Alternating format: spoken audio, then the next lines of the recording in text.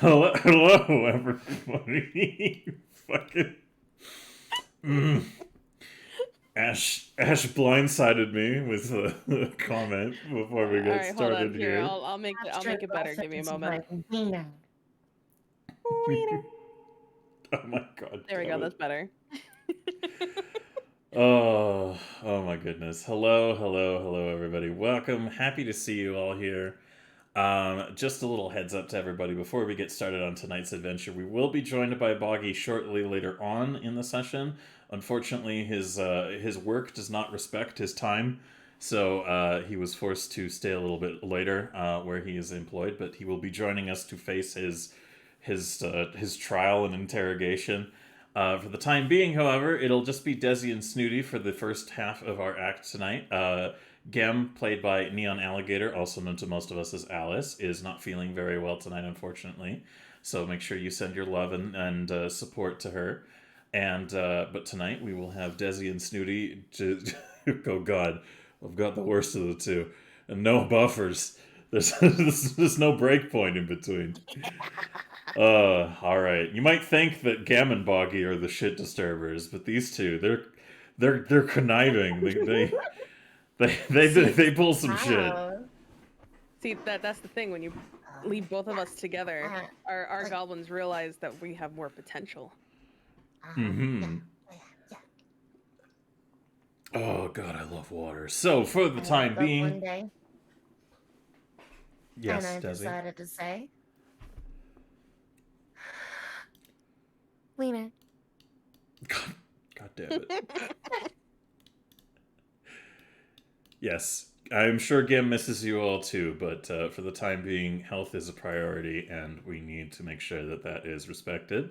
I would not want anybody who's part of these campaigns to push themselves to the point of it causing problems beyond that, so I am just hoping that she has a very good rest, and I hopefully can get the Buggy in here after the break when he gets home from work, so we can all stare at him and be like, what you gonna do in front of the cops there, Buggy? For the time being, though. I think we're going to do a little fun with Desi and Snooty interacting about town as they prepare for the pending, shall we say, how do I describe it? I don't want to say justice, but like, Boggy got to answer for something. Yeah. So we'll find out. Yeah, I mean, listen, Boggy did some shit. We all know Boggy did some shit, okay? He did do some shit. But I punted that little fucker through an upstairs window like a goddamn kickball, so... No, maybe we can just call it there, and I can explain to the sheriff and be like, I already dished up the punishment, he'll never do it again. I mean...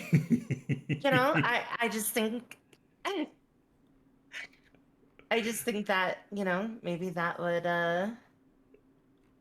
you know, maybe that would hold up in court, you know? I don't know. It might do the trick. It might. You know, I'm just gonna reenact it. I'm gonna go to the market and I'm gonna get a watermelon and I'm gonna be like, this is Gobby. As you can see, I have smoked him, and the only reason why he's still alive is he's a doll. So, you know, case closed. Slap on the wrist, sheriff. Let's go. But yeah. Yeah, I guess we'll just have to figure out if there's something that works better for that than others. But for the time being, I am just going to quickly go ahead and bring up my ambience that I was using on YouTube.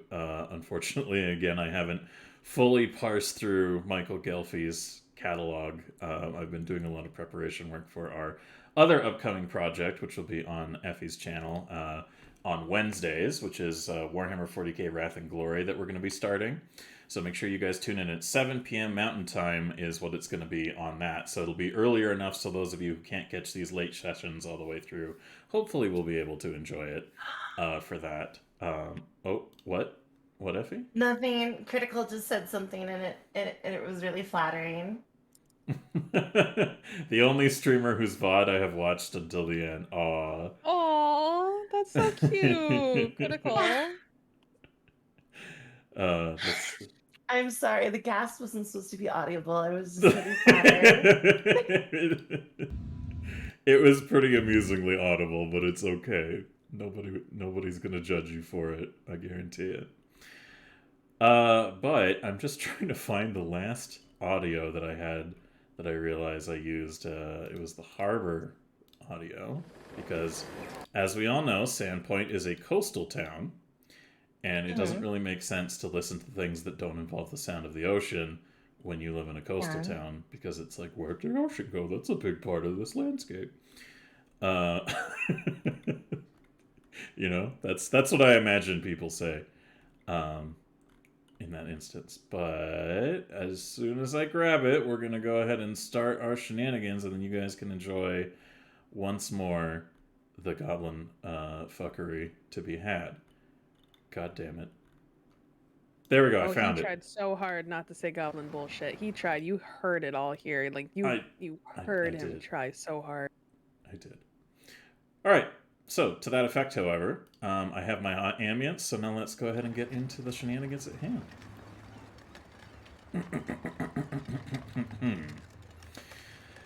All right, players, goblins, you little green shits. Today, we return to the sand of Town Point. Let's try that again. Today we return to the town of Sandpoint. A full day following the previous events of the last session, wherein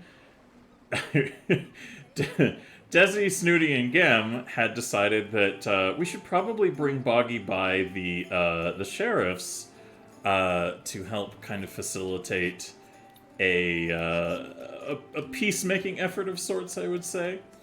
And in that process, hopefully secure some sort of pardon for him, or perhaps get a little bit of a dialogue going on like why the fourth member of your group has potentially been less cooperative than the others. But unfortunately, Boggy failed to mention his inherent PTSD at the sight of town guards. And that one thing culminated in another, and Desi finally stopped his rampant attempts to escape the garrison by knocking him the fuck out in a child's bedroom and bringing him into the custody of the sheriff. So, for the time being, while they readjust and try to get more, shall we say, familiar with the proceedings of how things are going to be handled here today, the three of you, Desi, Gem, and Snooty, have returned for the evening once more to Denise's home, where she has kind of been undertaking a bit of an effort to repair the windows in her household, and has been kind of getting everybody adjusted. So for the day, Denise has essentially said that, you guys will figure out what's going on with Boggy a little later, but she thinks that it would probably be a good idea for you, Desi and Snooty, to go with her to talk to the mayor. To kind of... we talked to this town's chief? So here, why don't we go ahead and jump into the roleplay of that situation. So it's the day following the previous day that you guys had your encounter. And now we've come to the following day. Boggy's in jail at the moment, and Gem is very much so completely passed out in Denise's bed. So today, Denise sits the two of you down in her living room, and she says, okay, Desi, Snooty, now your little friend Boggy, I need to ask, do you know if he's done anything that should justify his imprisonment?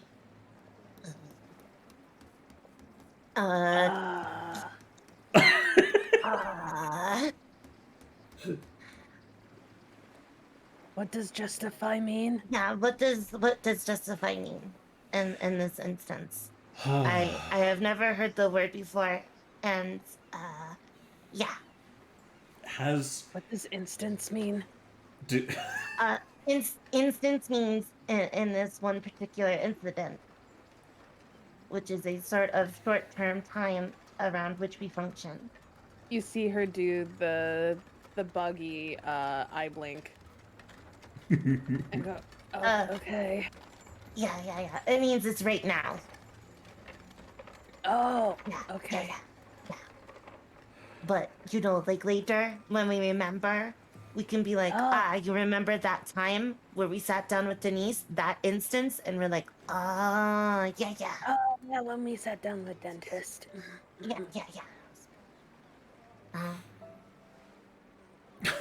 Denise just kind of like sighs and goes, "All right, so I don't know enough about your little friend compared to the three of you, who I've gotten to know a little bit better now, at least. And he seems very strange. He's not like the rest of you. He's like a little doll, but also not. And I'm honestly quite confused about how he is alive in general.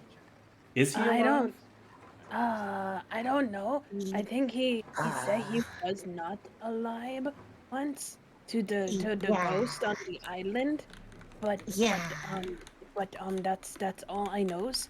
Cause all I know is Buggy.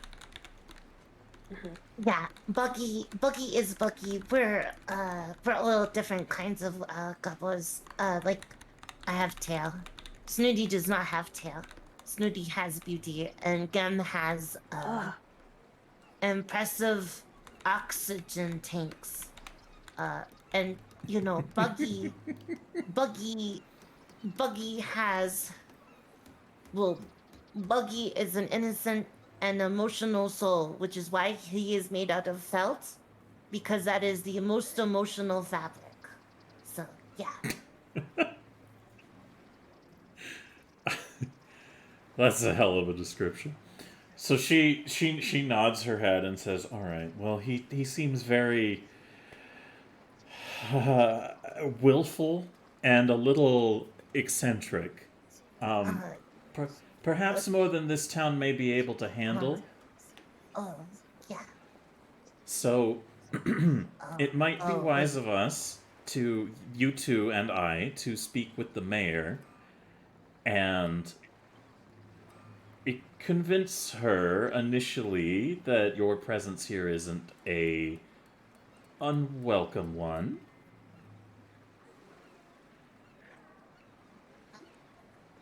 Yeah, yeah. We can talk to Mayor.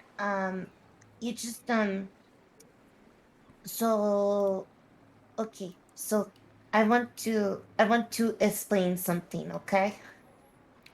A Okay. dentist, you are a very nice lady, and I do not want to lie to you. So you know when you asked if Guppy did things that are bad. Yes. Okay, okay. Guppy, you may not know, but is Goblin. I know, I am shocked just as much as you are. But Mm-hmm. that means his brain is Goblin. He has one Brian, and it is Ogabo. In fact, it is a prime example of Gobble Brian. Now, in his defense, Bucky is not doing anything wrong. Bucky is still learning. So, if you or the mayor asks, has Bucky done anything bad? It's kind of hard to answer, because bad for whom? A Gobble? yeah, Or yeah. like a person? Cause what we don't understand what you consider bad and what Yeah, we yeah, consider bad. yeah. You say that Mhm. people's don't lose, don't go crazy evil and do bad thing after read book, because it no do bad thing to peoples. But to goblins, if we read the book or we write and do things like that, we we we leave. We have to leave town because we're a nerd or Yeah, we die. nothing. Yeah, yeah. Books make you into a nerd, and then you die. That's what happened to Gizwit, Yeah, whatever yeah. his name is. Supposedly, what happened to Kislet? You know that is a tragedy. That man, he should have listened and not read books. What a fucking nerd. And then he, he's dead now because we killed him because he's a nerd. So Yeah, yeah. Her eyes widen a little bit. And she goes, He attacked us first with Yeah, dogs. I mean, he did attack us first with dogs. We didn't just go, haha, guess what? We have come to kill you for reading books. And he didn't go, oh, that's fair. Kill me then. And then we were like, oh, okay, thank you. It was more like, we're going to find fireworks. And then underdoggies came downstairs and tried to eat us. So we killed underdoggies. And then Gizwit was like, ah, brr, I am a giant nerd. Feel my nerd wrath. Yeah, he said these like big dogs. They were scary. Gem thought they were horses. Oh, yeah, that is another thing. Desi's gonna steeple her fingers together like she's gonna deliver something that is very serious. You see, the horses, they are the devil. And Tubagi, they are the devil. And you see, horses are the natural predators of goblins. We have songs about us being eaten by horses. Yeah. Is So, scary. yeah. So, it is perfectly understandable that Guppy would be like, oh no, there's a bunch of horses. Maybe I should get rid of them to save the town. Maybe Guppy is hero. Maybe Bulky is. Yeah.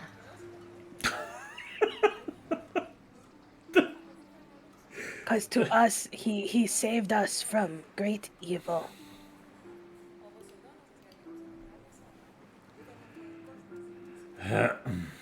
just gonna put these on. Already, we're only like 3-4 minutes into the actual gameplay, and you already got the angry eyebrows on. Let's go. This is a great achievement. Yeah. Oh, okay. Also, the horse heresy decks. Come on, you're hurting me, man. So Denise takes a very serious tone, and her expression, normally very warm, changes to one of like a very kind of stern reaction. She says, "So you're telling me that Boggy was the reason the stables burned down?" Oh, I have no idea. Yeah, no, that's the that um I'm gonna roll a deception roll. Okay. Snooty really has no idea. Yeah. She's just like, Yeah. Fuck. Mantis, I can confirm that I did not see him do it, and I did not see him after. And you know what? He was in the inn when the fire was going. So, who is really to say? All I know is I fought the fire, and I mean, listen, if he did it, he would have had to rub two sticks together, and I don't really think a doll could do that. So, yeah. Cool. Oh, so if he did do it, he is Goblin hero for killing all the horses. But I Yeah. feel bad for all the houses here. Yeah, I mean, look, I'm just saying. We will say that maybe Boggy did do it, but even if he did do it, I don't think he was like, haha, burn the humans. I think he was probably like, oh, there's horses here. They're hiding away. I should kill them so I can save all my friends, because I am Buggy and I am everybody's friend. Buggy is great at making friends. He made 2 on the way here. He sure did make 2 on the way here. He really did. It was really impressive, actually. Who would have thought he could make friends so fast? I am very impressed. Yeah, they are sort of attached at the hip bone, kind of. Oh, okay. You know what? That's.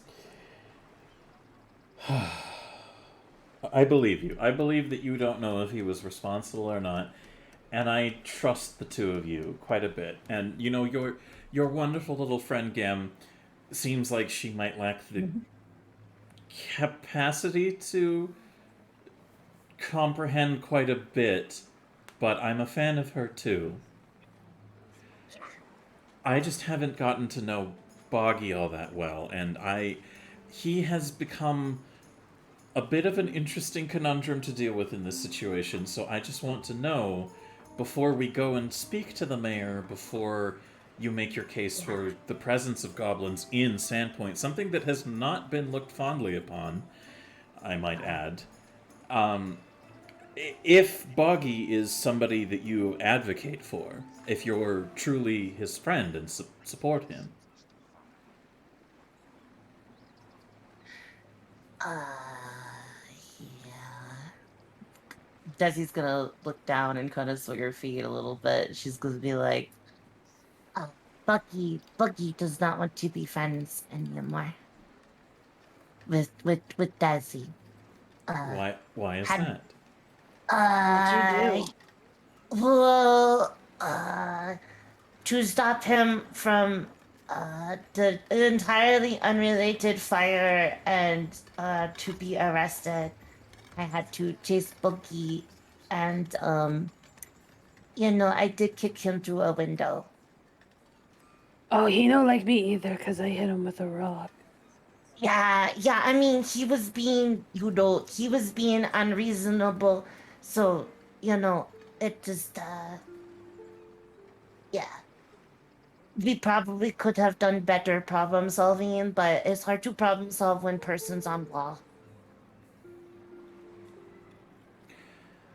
She nods her head and says, "Yes, I kind of caught a bit of what had happened, and the sheriff and I had a conversation. He was very adamant about locking the three of you up again in the jail, but I said that you were trying to actively restrain your friend, so obviously that means that they should be exempt." And he eventually capitulated to my point. I told him that the three of you weren't responsible for Boggy's actions, and that he should be tried and considered separately, and eventually the sheriff agreed, because he's already spoken to and interacted with the three of you and helped.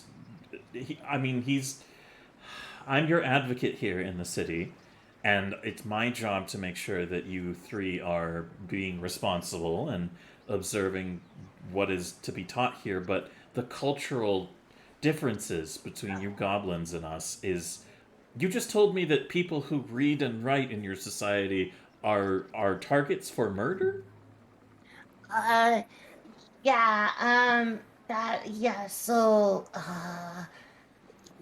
They can be, but we Yeah. usually have a trial, and if it wasn't so bad, they just be kicked out of the tribe. But if it was really bad, like teaching baby goblins how to read, it's just bad. It's because the words get stolen it out of your head. Yep, they sure do. You think that when you read, the words get taken out of your head? Desi cannot maintain eye contact. She's just gonna kind of look up at the ceiling. Yeah. Uh-huh. They, Uh-huh. yeah, they take the words out of your head. So bad. Yeah.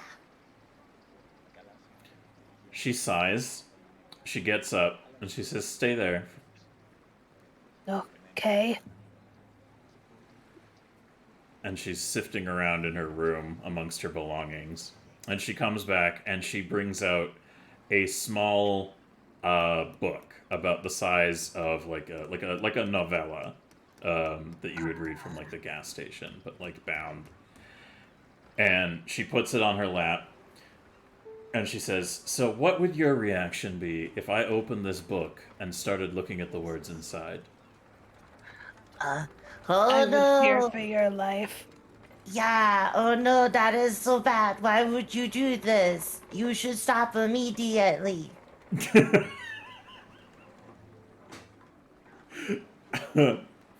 She takes a deep breath and she opens the book and she starts reading, dictating a passage from it to you. Ah, Oh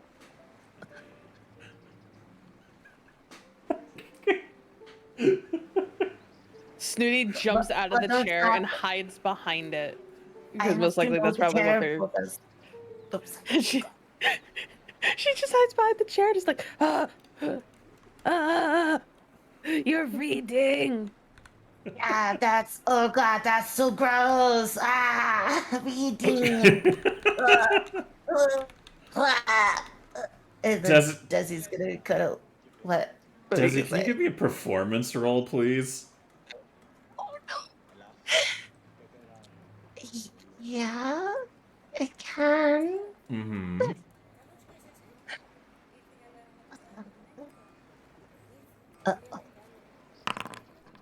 Okay. Snooty, can you give me a perception roll?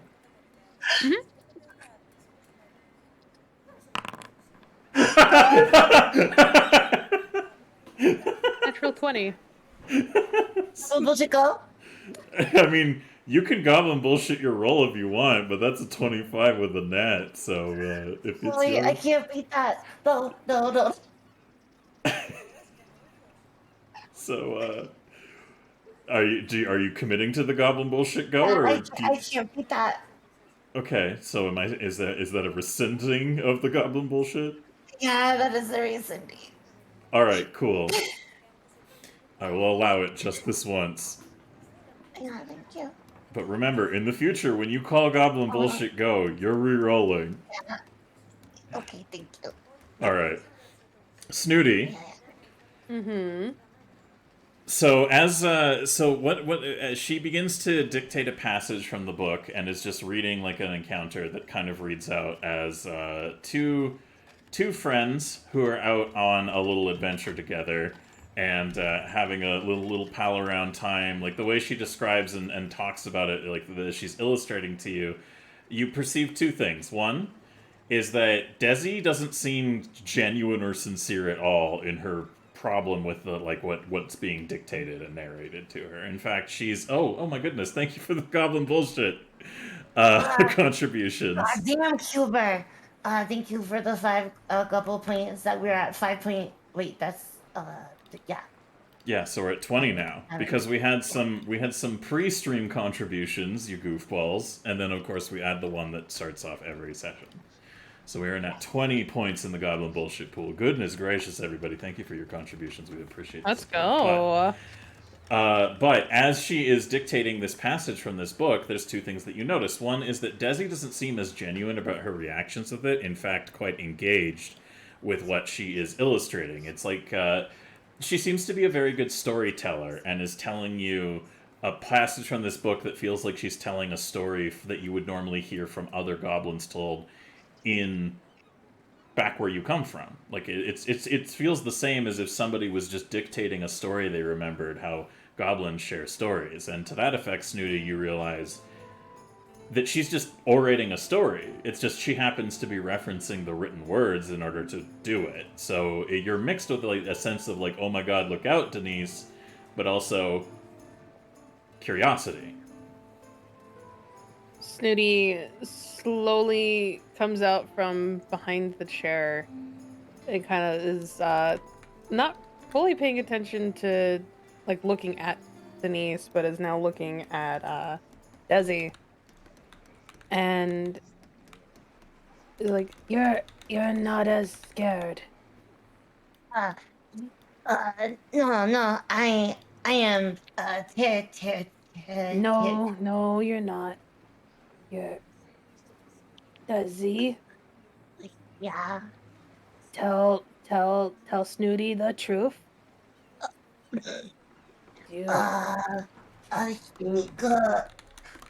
Thank you, Proxy Pussy, for the 20 Don't dodge the subject by thanking people for goblin points. Okay, but Desi's gonna put both her hands on her hair and she's gonna tug a little bit at, and she's gonna go, okay, maybe,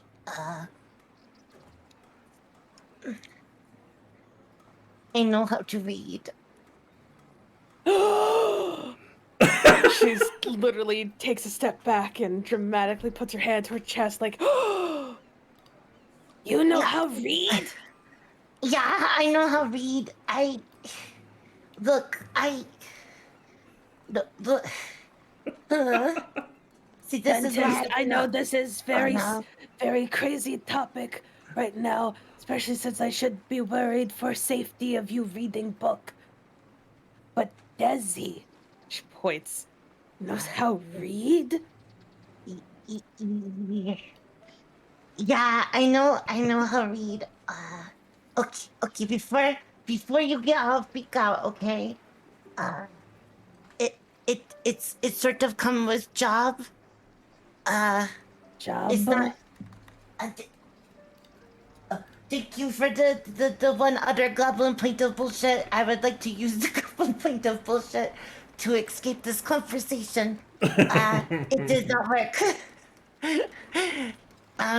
Okay, so let me explain. You know how you so yeah, okay. Um, where I was in original village, goblins were doing trading with people. It's not my fault. My Brian's so big. Okay, it just okay. Look, I so there was a man named Tim Timatome, and he was like, "Wow, you are a smart goblin. You make big explosions." And I said, "Yeah, yeah." And he was like, "Okay." So I came over to Human Village and lived for a while, and I was taught to read and write, so could make formulas, and I've learned all about humans, and everything was good, and I was going to make lots of money and live in village, and then Tim Timadome blew up the boat that I was on. He betrayed me, and now I it's harder to talk and I forget things a little bit.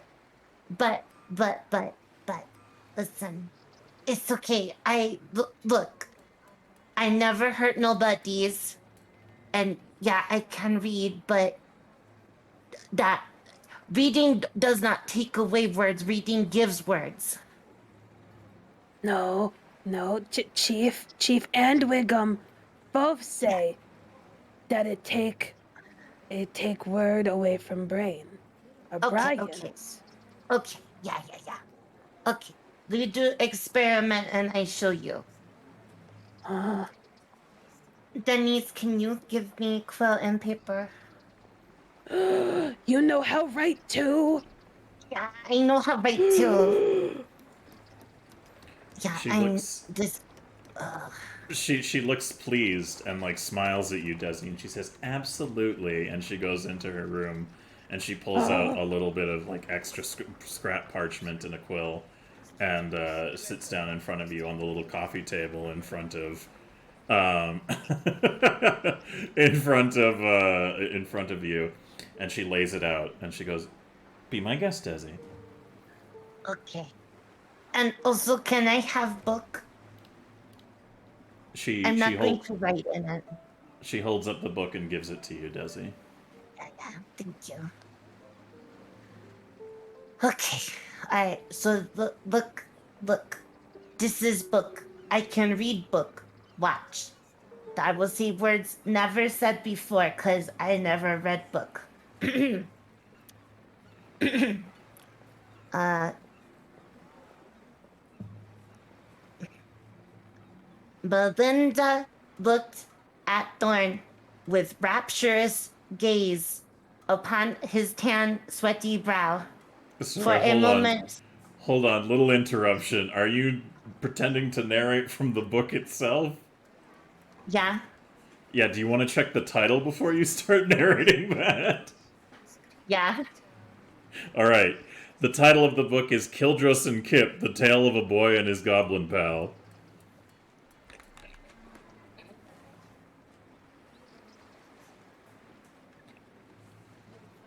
Melinda could not be contained with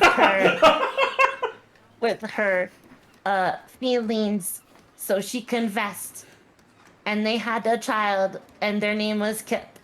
and Kip grew up to be friends with a goblin, and they had a mutually beneficial friendship. See, those are words I never say before. It didn't take my words, but now watch. So she's gonna put the book down and then she's gonna go over to the paper. Okay, now I do written here. See, look, this says, "Hi, Snooty." This. You took name? No, look, watch. And she's gonna tear up the piece of paper and then just toss You it in the ripped air. up my name. No, because listen, your name is Snooty. See? Say the word Snooty. Snooty. See? It's not gone. She squints and she goes, How know you not magic and pretend that I be able say words? Okay, but yeah, okay, fine. But you know damn well that I am not magic. I know one magic, but that is not very. I have 2 other magic books I am learning, but that has nothing to do with it. Yeah, it's only against dead things. I think it's to bother them, and yeah. No, listen. I tell you truth, okay? Yeah.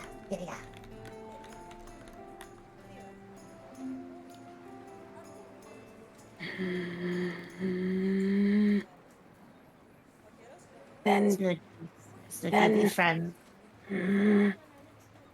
Snooty crosses her arms, and then she takes the most important goblin badge and wraps it up in like one of the blankets that are probably in the living room that they're in. and goes, Teach Snooty. What? Teach Snooty. You want me to teach Snooty? You know, Yeah. tell Chief, I learn read too.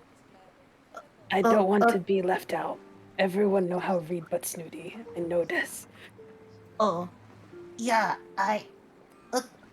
Okay. Peer pressure. Peer pressure. Yeah. Okay. This was not in my calculations. Give me a moment. Okay. Brain. Yeah. Okay. If Snooty know how read and write, Snooty will learn how to do more songs, Yeah. and Yeah. Snooty will be good wife to Chief. Yeah. Yeah.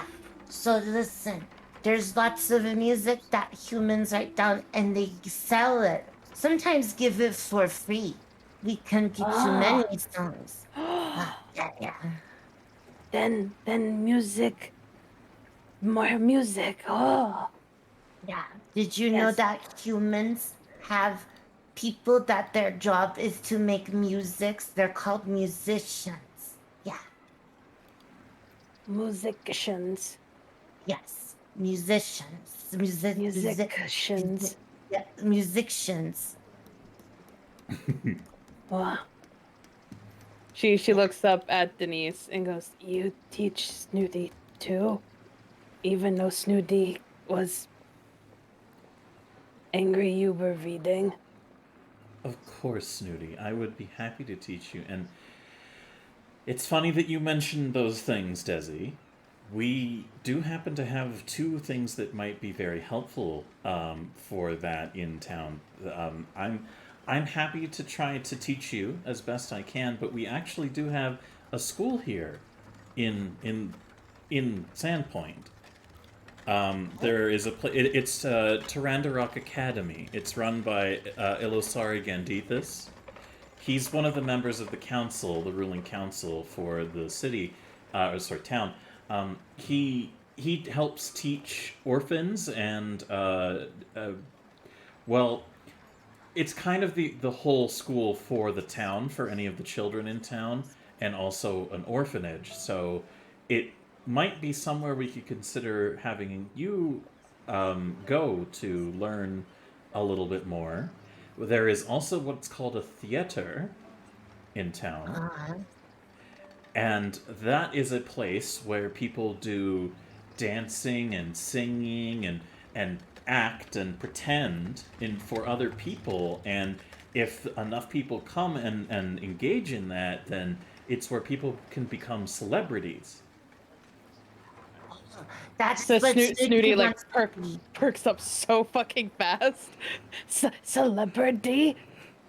Yes, yeah. See, we actually the theater is quite popular here in town. I shouldn't have said the theater's name because now I have to look up who actually fucking runs it. Quick, I'm gonna open Very up. important. I'm gonna I will open up. provide distraction by being an extra pillar of bullshit.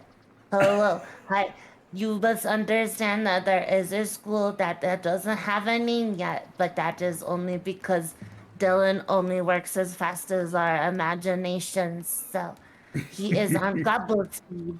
And this distraction that is being helpful to explain is to give him extra time. All right, we're good. We're good. I've closed it down. So she leans forward and she says, "There's a wonderful man by the name of Cydric Dracus, who actually heads the. He's a well-known bard and performer. He actually had some fame with his poetry and influence of others connected to the big city of Magnamar before he decided to come out here and start the theater himself. So if you ever wanted to talk to Cydric, I'm sure. Well, you know what? Why don't we go ahead? Priorities. I understand, Snooty, that you like the idea of becoming more popular for your artistic expressions, but first we need to make sure that the council, the ruling council of the town, is going to be okay with you pursuing that kind of thing here in Sandpoint. So we have to talk to chief of this village Yeah. for both Buggy and to let us go to Shul. Yes. Wow. But That is sort of. she nods at you, Desi, and says, "Sorry, go continue." I was just going to say, people are scared because they think that we will eat their kids. So yeah, we got to, reassure.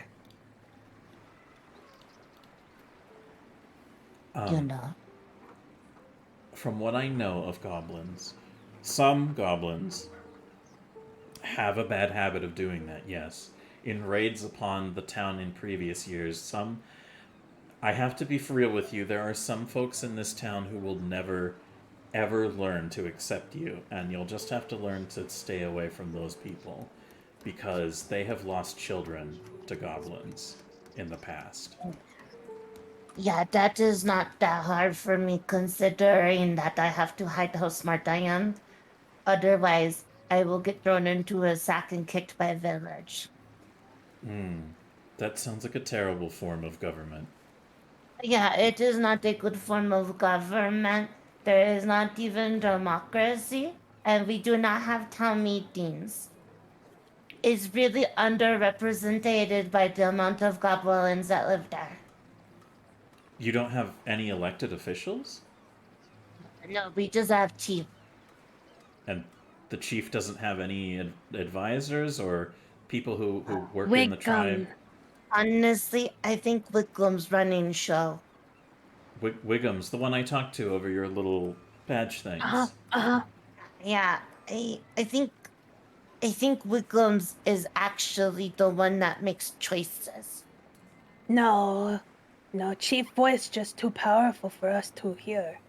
Okay, and I am not going to I'm not going to say anything bad about your husband.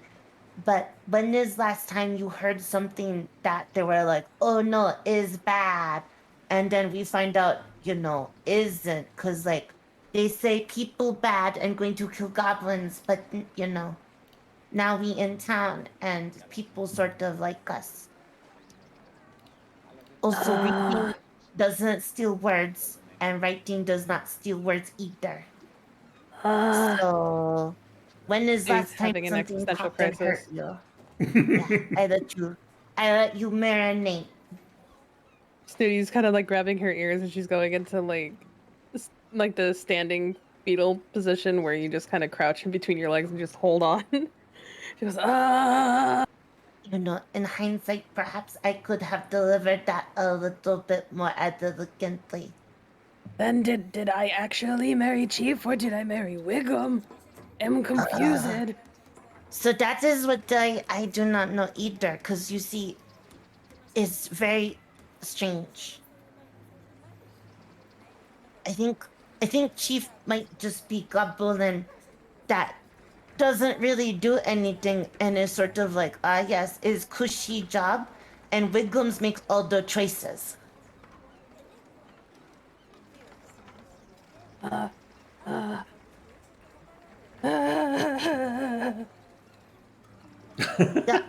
You don't know, Snooty, do not cry. I am very sorry. I'm so confused. Yeah, I There's know so much going on. Yeah, there is lots going on. The reason why I bring it up is because if you are going to marry, I think that is important that you know. But now I'm more confused than Yeah, before. that is problem. Look, I do not have all answers, but it just seems very funny that Wiggums is the one that is telling us everything and is not, sort of. I don't know who else he talking to either. It's not Chief. So who is Wiggums talking to? Is very suspicious. Mm-hmm. Yeah, yeah.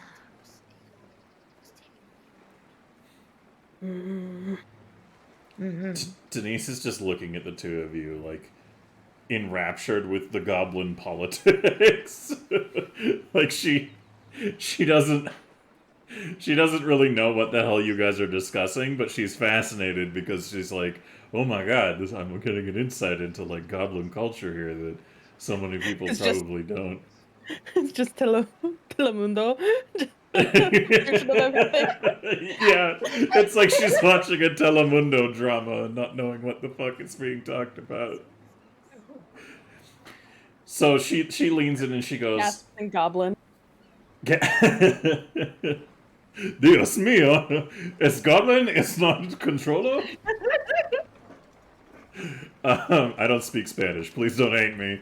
I understand if anybody found that offensive. I apologize. I barely speak English well. I apologize. But to that end, the Denise just kind of like laughs a little bit, and she holds up the book that she had given you, Desi, and she says, this is a book. It's a series of books, actually, that's written by a fellow in Magnamar, and the author, nobody knows who he is. Really, like, I've never been able to meet him, but he makes these amazing books about Kildros and Kip. And Kip, I'm not sure how you read it in the book, but Kip is the goblin, Kildros is the child. But these actually, funny enough, have been an inspiration for me to try and create a more understanding world around me. When I was a little girl living in Magnamar, it was they were brilliant. They were great books. They gave me hope for better stories. And as a result, when I moved out here, I always thought that maybe it would be a great opportunity for me to meet some goblins of my own. It was a funny little fantasy. I know everyone in the town was always telling me these little green-skinned people are just nothing but trouble. They cause chaos, they kill, they maim. There's nothing to be left there. But these books always made me think that was different. And I'm honestly happy that we can have this discourse and that we're here today together. And she looks like a little misty-eyed, and she goes, my own experiences aside, as a young girl, I will do my best to make sure that the people here in this town understand that even though you come from a different culture and a good part of your group seems to be woefully uneducated about certain things, I believe that if we can work together, we can make these people understand that not all goblins are the evil little bastards that they think they are.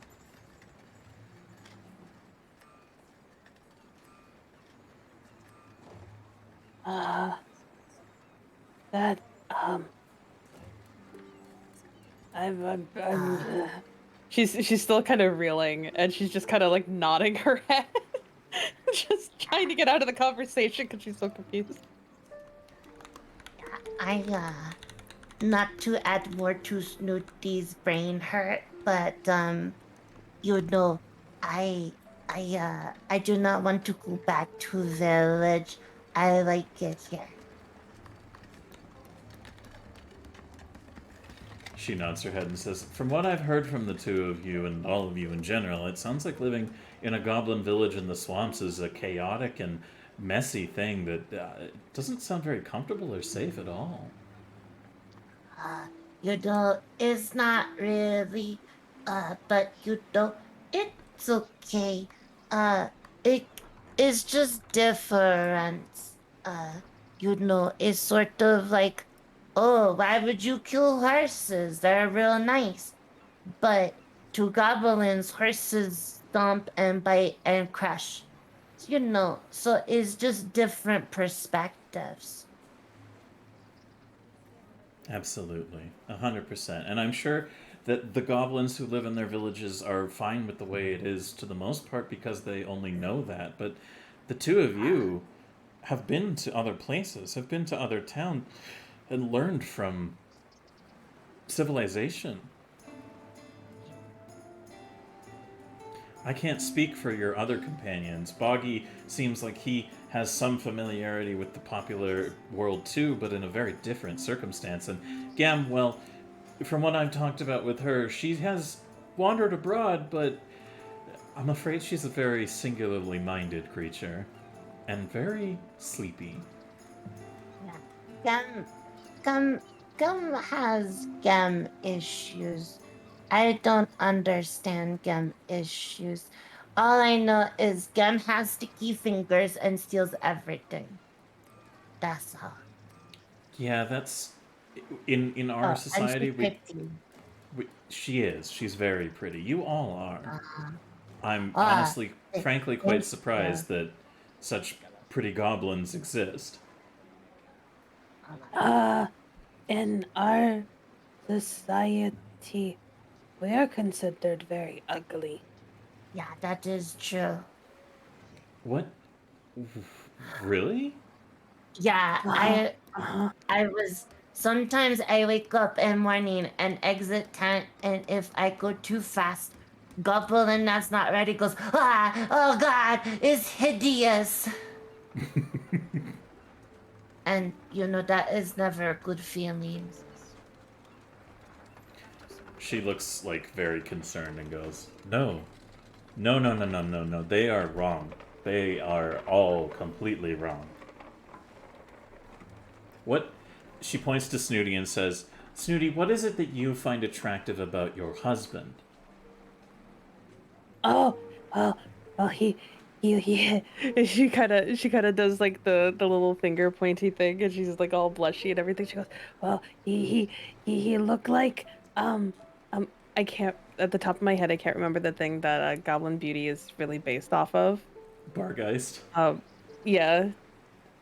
Could you say it one more time? Bargeist. Bargeist. She goes, he kind of is like reminds me of a Bargeist. Very, very, very, very handsome. Ah, She gives you like a strange look, and she thinks about it, You know what? I got to roll for her to see if if Denise knows what that is. Let's see. I guess that'd just be an int score roll. No, she doesn't. She kind of looks a little and she's like, "Isn't that a?" I think that's some kind of. I believe I've heard it the name once or twice. Some kind of demon. Uh-huh, uh-huh, uh-huh. They have big ears, and they're so cool. She looks a little like, trying to get a mental image of it, but she doesn't know enough about Bargeist to know what they look like. Desi, what was that roll for?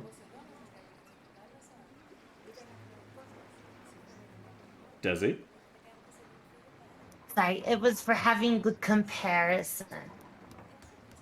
Oh, like if you could make a comparison to a Bargeist and something else? Yeah. It just...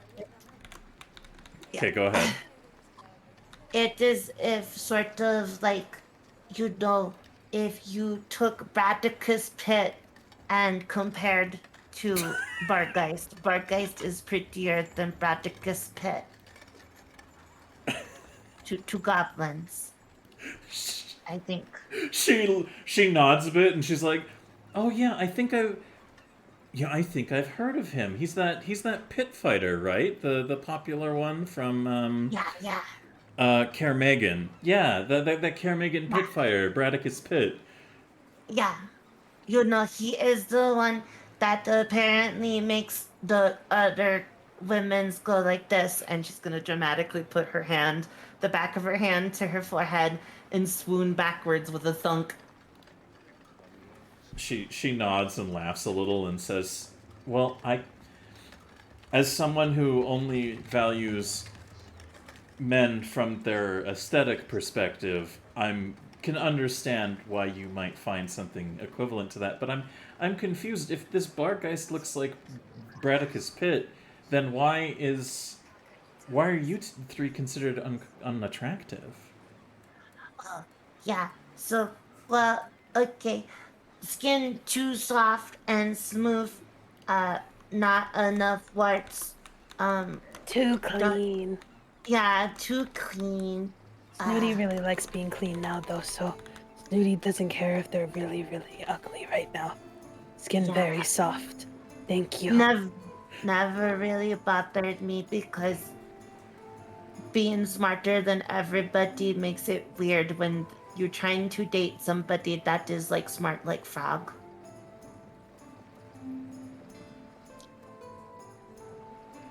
She nods her head. Also very, very large. Oh, yeah. So you like that he's big? Yeah, bigger goblin means more power, and goblin society is mostly a power trip. I see. I don't know what that means, but I just know him big. It means that the more powerful somebody is physically, it means that they are more important. Oh. But okay, you can't tell nobodies. And as she leans in, she goes, But Wickham said that Chief like my face mean Chief like me even though I'm ugly. That is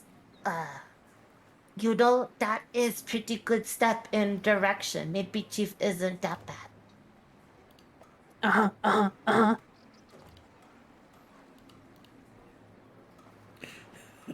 she looks at Denise and just kind of is just nodding her head like, So, for those of you outside of this conversation, a bar guest, so to give some context here, sorry, I guess they're called bar guests, not geists, because of the spelling. My bad, bar guest.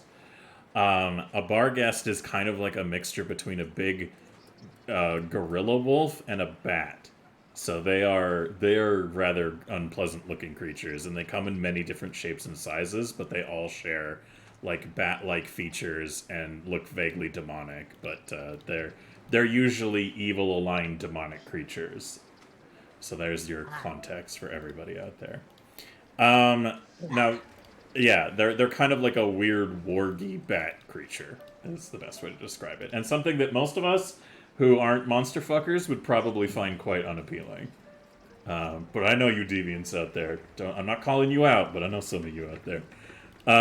Anyways, so Snooty. Great to call out.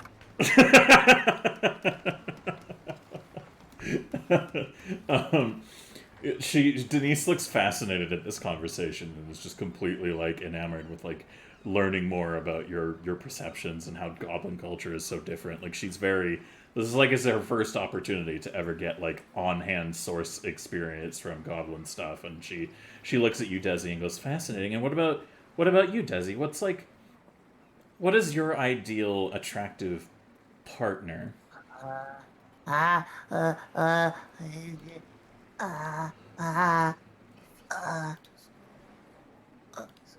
Desi's face is actually going to turn a soft shade of purple because red and green.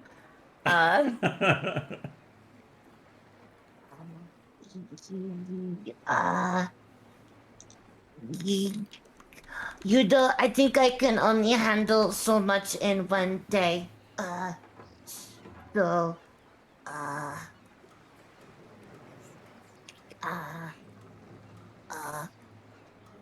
oh no, I think I am also falling asleep like Gam. Shh, shh, shh. No, you're not.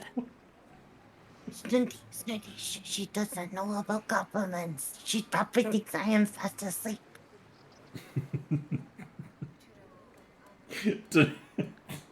Fucking Denise just laughs, and she says, all right, well, why don't you two take some time to collect yourselves, and now that we've addressed the whole reading and writing issue, just remember that if you see people doing that in town, you don't need to worry. They are perfectly okay. Nothing will harm them in doing that. You don't have to worry, and we are going to a place where there's probably the most reading and writing done in the town, which is the town hall.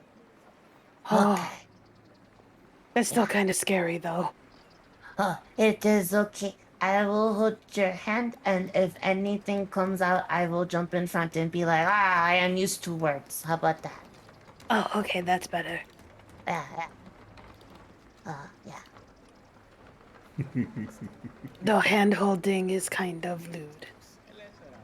Wait, is hand holding sort of rude? Gammon dentist, you sly bargeist. You have been being the rude in public, right in front of our eyes. She looks at you curiously and goes, is that in Goblin Society, is hand-holding a form of...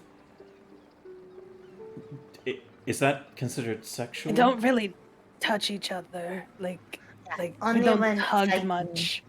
No, Mostly fighting. mostly fighting. Oh. That's... Well, I don't mind. She kind of like... She also now does the red face, like moving her hair behind, like, her ear. And she just goes, I'm not necessarily opposed to... Anyways, you're right, Desi. It's When the shoe is on the other goblin, it's real easy when you're like, oh, I find that attractive, and I have thoughts about it in my head that I can't share. she gives you like a playful little tap on the leg, and she goes, okay, all right, you got me. It's these things are complicated and complex, and sometimes my life would have been a lot easier if... And she just kind of like looks a little wistfully and goes, it's not important. It's all right. Anyways, Let's get into the weird shit if it is complex and complicated. wait, what?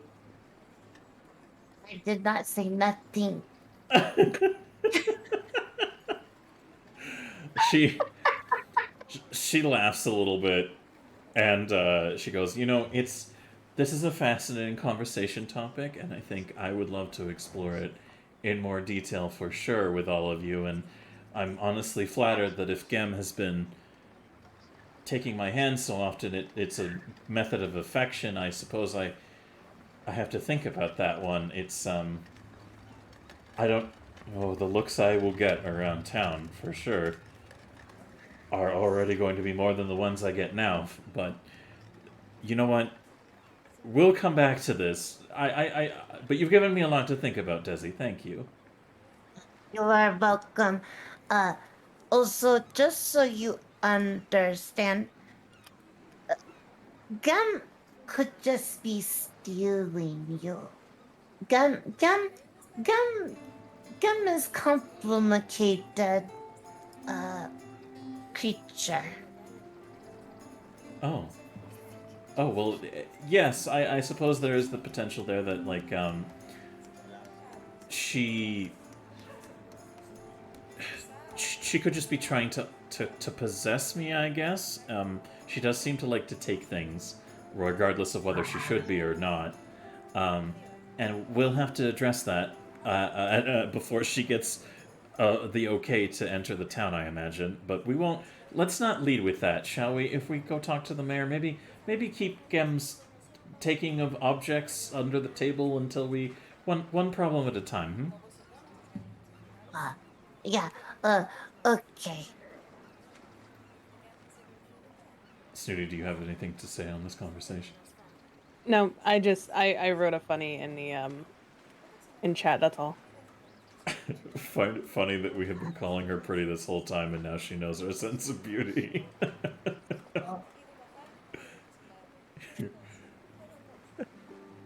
I love it. So yes, I just need to take a minute because this is all just so organic, but it makes me laugh so hard. Like we'll talk about it later after the show. We're in a session. Anyways, I love you all, and I love you all in chat, and I very much so appreciate everybody being here for these hilarious tales. Which may or may not be partially side therapy sessions. Anyways, moving forwards. Denise just kind of nods her head and goes, you've all given me a lot to think about here today, and she just reframes a little bit, and she goes, but before we go see the mayor, I really do need to ask, has Boggy killed anyone before?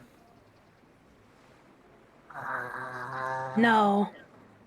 Now that I think about it, no. He's killed a dog before. Yeah, Well, he's killed a dog before, but From what you told me, the dogs were attacking you, and while I don't agree with that course of action, you make it sound like it was a life or death situation. It was. We almost died. yeah, Yes. it And sort of, yeah. and if you had no choice but to fight, then that's completely understandable, especially considering your size compared to most dogs I've seen. Yeah, it is not an easy fight. Also, those dogs were dead already. It's true. They were undeaded doggies. So, if they were undead, then you must have your Gizwit goblin that you fought must have been some kind of necromancer or something. Yeah, I have a scary book in my bag. I think that's where he learned it. You have a scary book in your bag? Can I see this scary book? Yeah, I suppose. Yeah, okay. And, she's gonna unshoulder her pack, and she's gonna plop it down, and she's gonna pull out the $3. And then the spooky one is, since it's wrapped in skin, sort of self-explanatory. The Book of Bothered Daddies, is that the one you're going to hand over to her? Uh-huh. All right. So you take all three of the strange-looking books that you acquired from the the interior of Gizwit's stuff. And Snooty, how do you want to react to Desi just bringing out like a book that she already had? What? Well, I thought you said you got rid of book from the butt. Yeah, no, I kept book from, but I just didn't want you to know because Gammon Buggy would have killed me in my sleep, probably. You be hiding lots of secrets. I'm sorry. I have 3 books I took. That is only a lie that I tell. Look, here. And she's gonna just give her backpack to look through. Okay. And she just starts like literally digging through the bag while you guys are dealing with the book situation. She has in there alchemist tools, some caltrops, another book for crafting, a healing potion, some bullets for her sling, the fireworks that she brought with her. So some of the dragon rockets, the really big, impressive ones, are kind of like wedged in there. And there's also about 3 gold, 8 copper, and 2 silver. And then a bunch of other little things like rations, a torch, some soap, bedroll, a rope. So you can let me know how you want to react to that at all, Snooty. But I'm going to roll for Denise.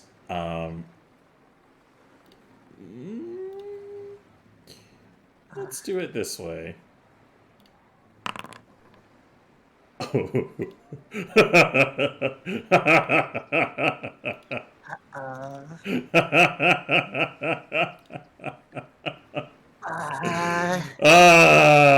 Vindication as a DM. It's always beautiful.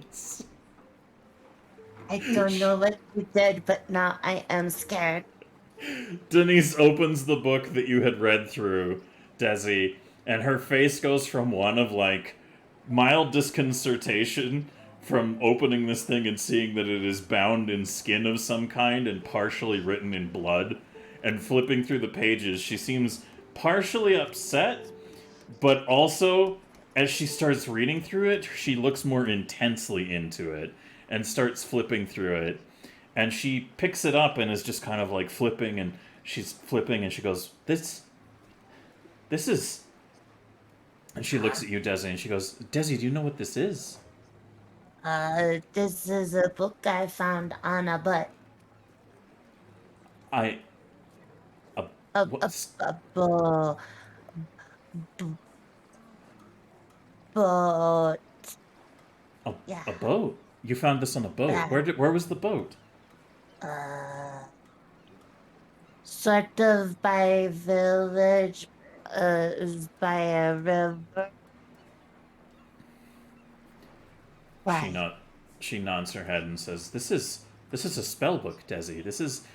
These are very rare. Individuals who interact with these can... And she's flipping through it, and she looks very engrossed in it, almost like it has kind of a hold of her attention. She goes, you know what? Can I borrow this?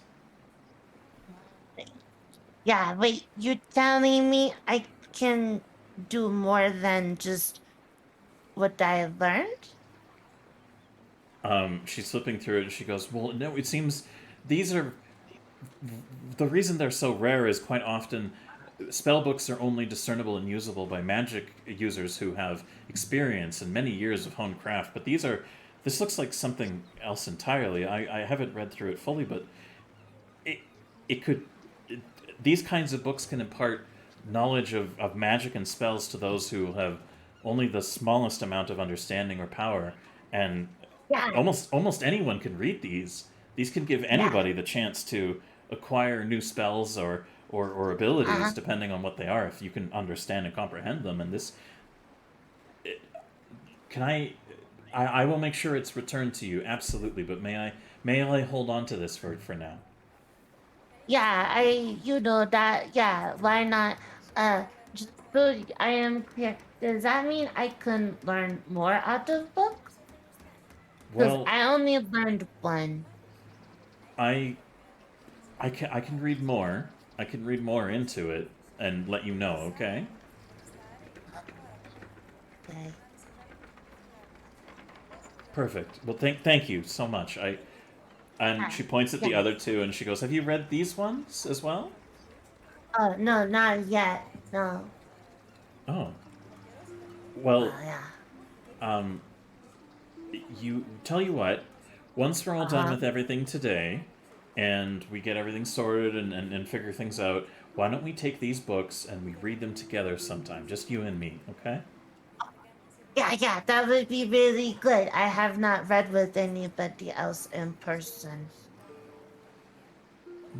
I think I have a bit more practice with reading, so it would be good. It would be good for the two of us to take some time, and any of the other goblins who want to learn while we're doing the teaching. Although, I think we may have to have a different kind of conversation with Gem. She might not understand Uh, as much.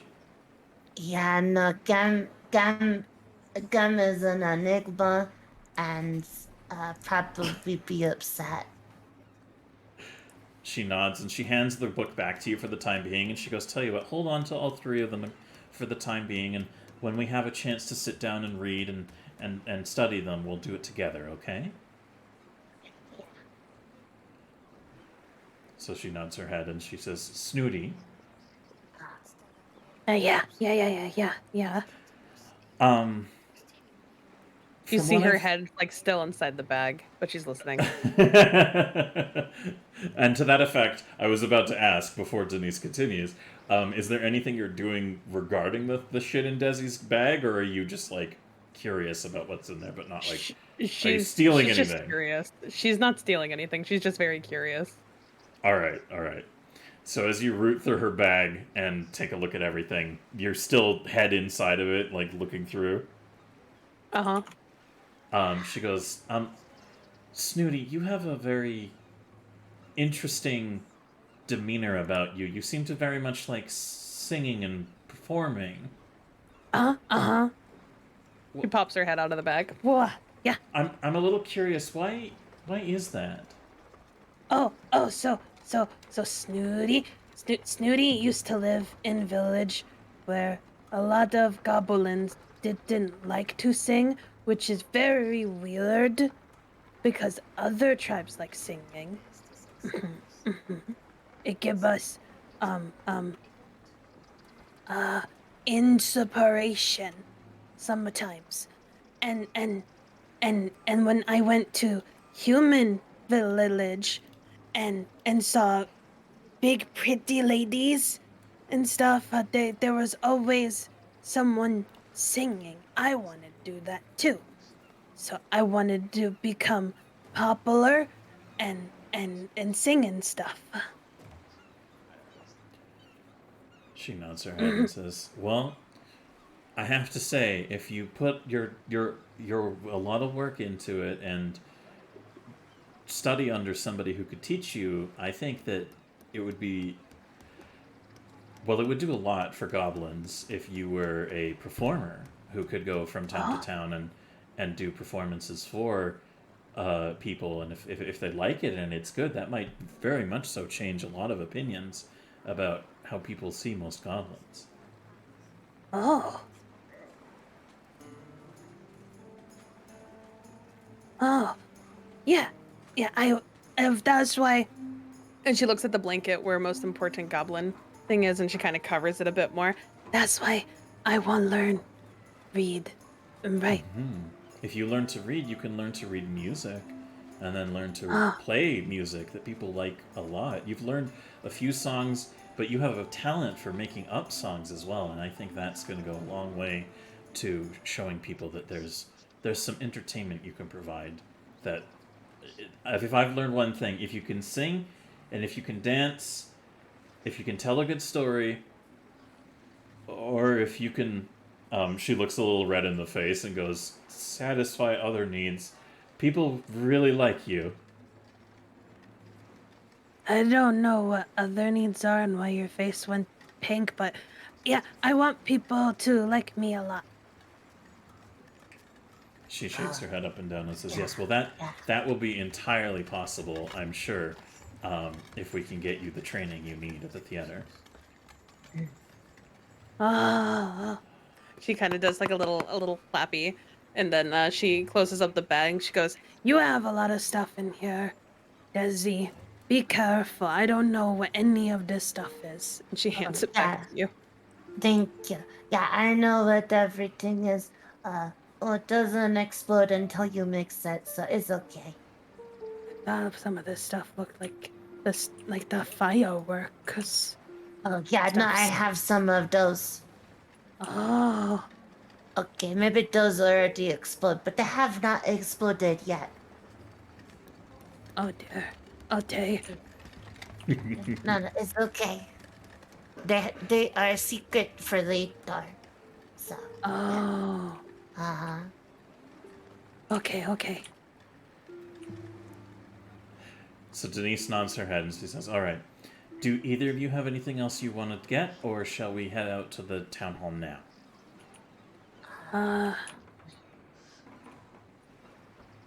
Snooty good. Yeah, no. I'm good. Think that everything is in order. So, yeah. Okay. Well, in that case, 1 second. Whoop, then we can change to this scene. All right. So, let me go ahead and boop some bits and bobs here. So, for the time being, while we await the arrival of Boggy, we can go ahead and transition over to the the interview with the mayor, courtesy of Desi and Snooty. Also, just a heads up to you, Effie, I'm kind of hearing my voice coming through your mic a little bit. I am sorry, I was leaning forward. That's okay. I am Is totally that fine with better? that. Yes, it is much better. I'm I'm not stuck in hearing it. goblin voice. Help. Okay, so let's go ahead and change over the ambience a little bit here to something that sounds a little bit more like it would be inside a different kind of space. All right. So it is a beautiful summer's day outside right now, and the two of you walking along with Denise through the open streets of Sandpoint continue to your intended destination. It's not all that far away because Denise lives on the north side of town, and the town hall and garrison aren't super far away from her point. But as you guys do make your way through the open streets and everything, there are looks. People seem to be talking. There are a lot of... You get the impression, like, maybe your goblins don't understand it, but you as players can see that there's a lot of whispered kind of rumor-mongering that comes from the people who are talking to each other. It looks like they're looking at you guys as you pass by with Denise, and people... You can pick up little hints of conversation about, like, I heard there was a goblin attack at the garrison... I heard, oh, hold on, my internet just pooped a little bit. Well, it'll fix itself. There we go. It died for a moment.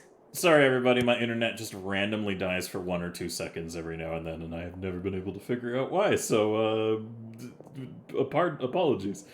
But yes, the rumors you're kind of picking up on a little bit as you're passing by is, like, people are mentioning that there was a goblin attack at the garrison. They're saying that some child got attacked and nearly abducted by goblins. Like this conversation that you can hear, like people are going over, like this rumor mill of people pointing at the goblins, and like people are having like a not great reaction to you in the street right now. Oh. quiet. You see kind of Snooty kind of pulling a little bit closer to Denise a little bit while they're walking, feeling this is not the attention that she wanted type. Mm-hmm. Yeah, it doesn't feel like adoration. It feels like people suspicious.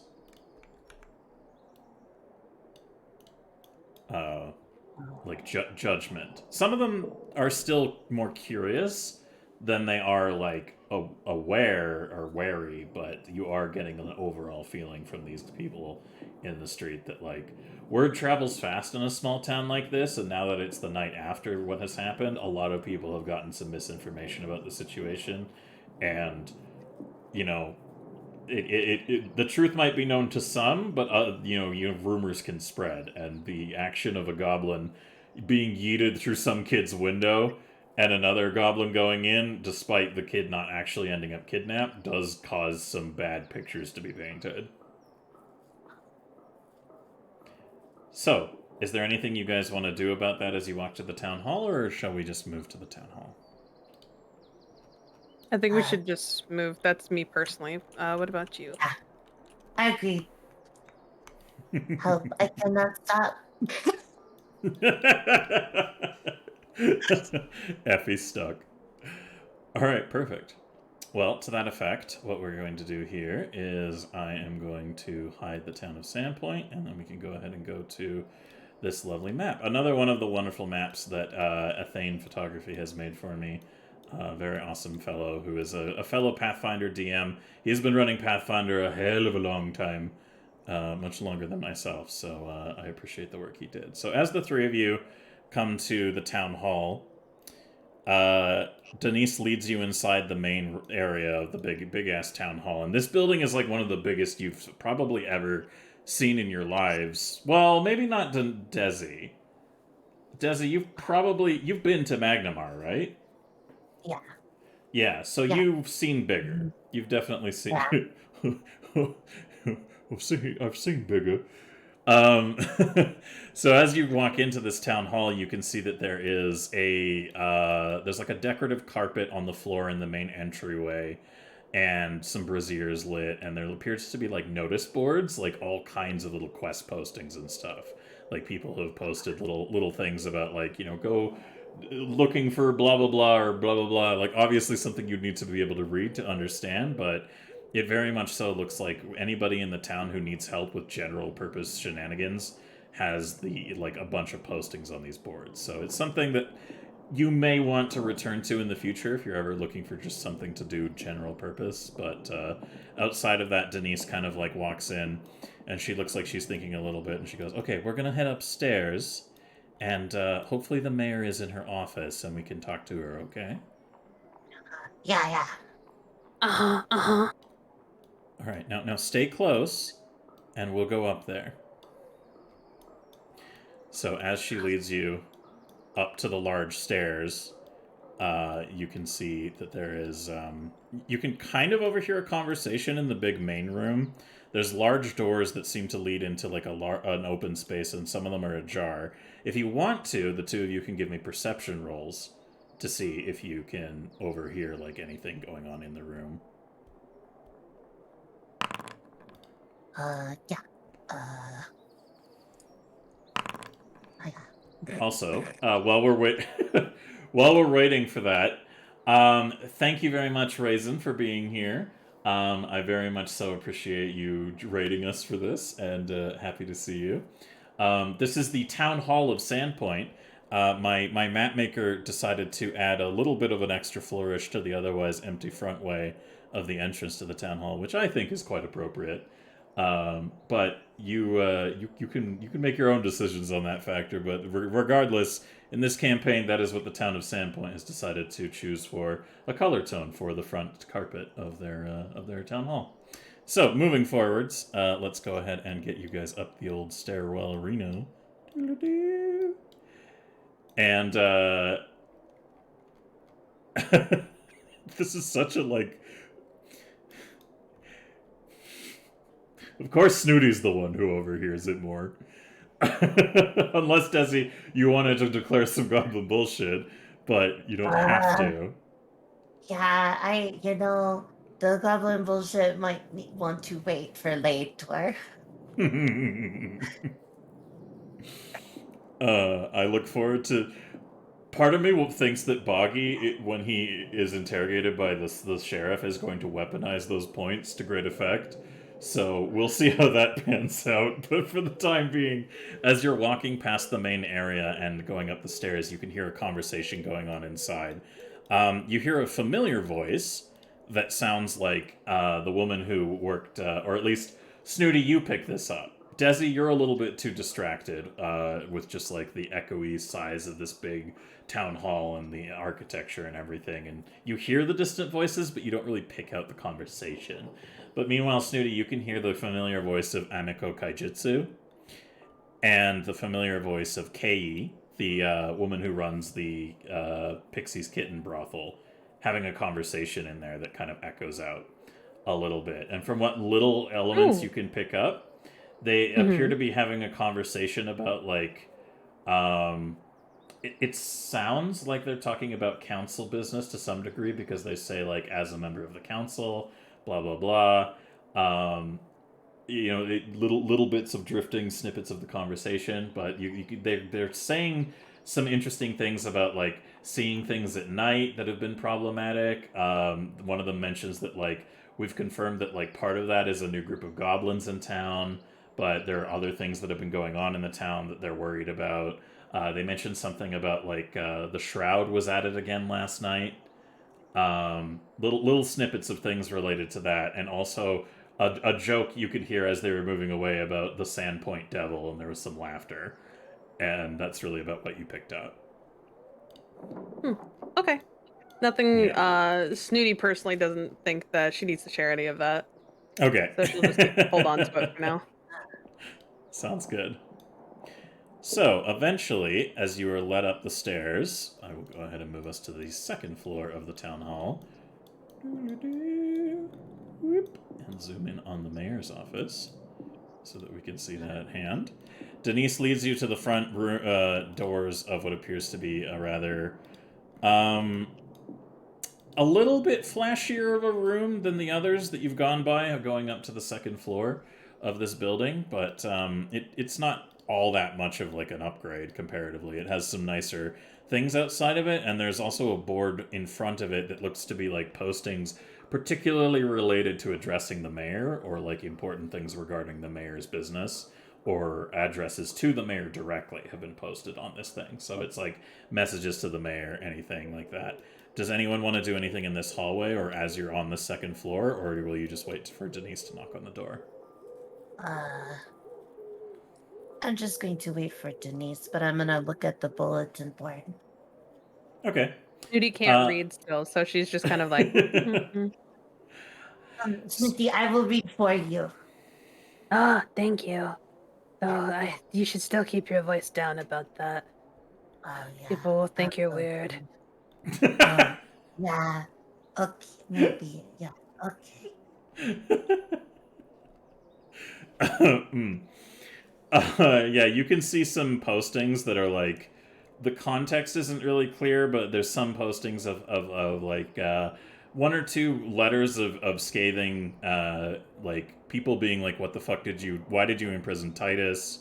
Like, put him back on the council, blah, blah, blah, is like the gist of what like you can read picking up there. And then also like a little petition from some of the people in the local area to like step up the guard, because there's it seems really fresh and is signed by a couple of people. And the petition is like, we realize that there's more goblin activity since like over the years, and there have even been goblins coming into town. We don't feel safe. Like, we need you to increase the militia, like hire more people on for the militia. There's also a little, just like a thank you note from a young girl who's just like, I really appreciate like how you helped my family, blah blah blah. And then there's like a little note there that's kind of like a drawing that seems to be attached to it, that's just like this really adorable little kind of like hand-drawn kind of charcoal sketch thing that shows like it says "de Mayor" on it, and it's like the mayor is like looks like this feminine figure who's standing there with like rays of Aw. light coming off from behind it. Adorable. Yeah, but otherwise, there's not too much on the posting at the moment. There was also a couple of people who have posted a few things about like do something about the shroud before they strike again, and then another one by a lady by the name of Hannah Vellerin, who is an elf cleric basically, who's just like she's talking about something related to your herbs are in, and it's all very general. But yeah, that's about it. Oh, Yes. I'm gonna relate that to Snooty and then just sort of like shrug and be like, uh, I don't think there's a whole lot here we can interact with, but apparently the mayor is really important and helped out a small girl, so maybe if I put the cloak on and I, like when the man came and tried to give me in the cart, when I say that out loud, it sound really bad. But yeah, that's not what I meant to do. I shut up now. I think we need to talk to Mayor as us. Otherwise, we make it more confusing for Mayor. Yeah, that's Is true. dentist is Mayor like chief?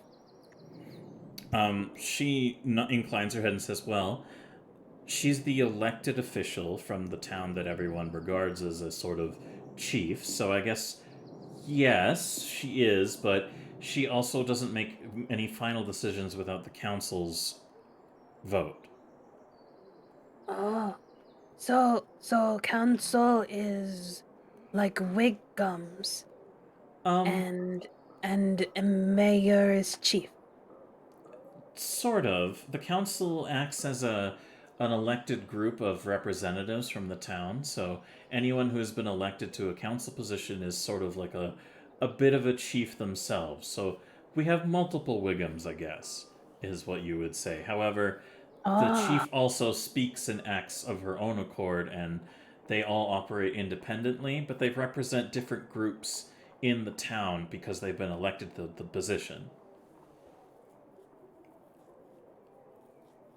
okay.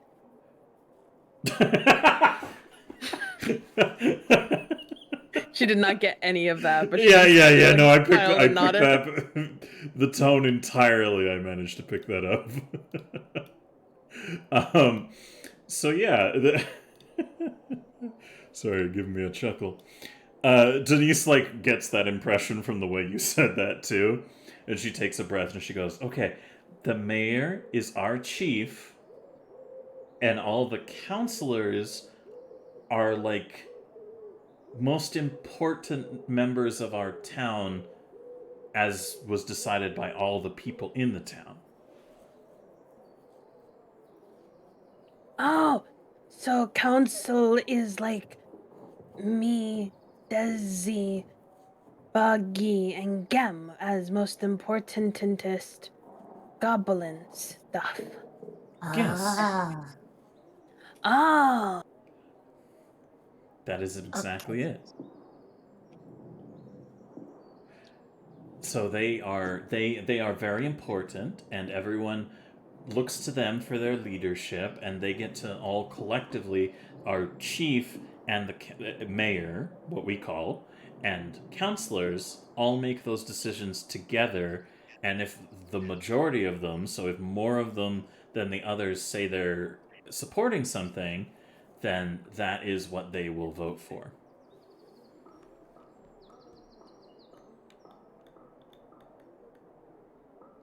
hmm. Oh, yeah, that makes a lot of sense.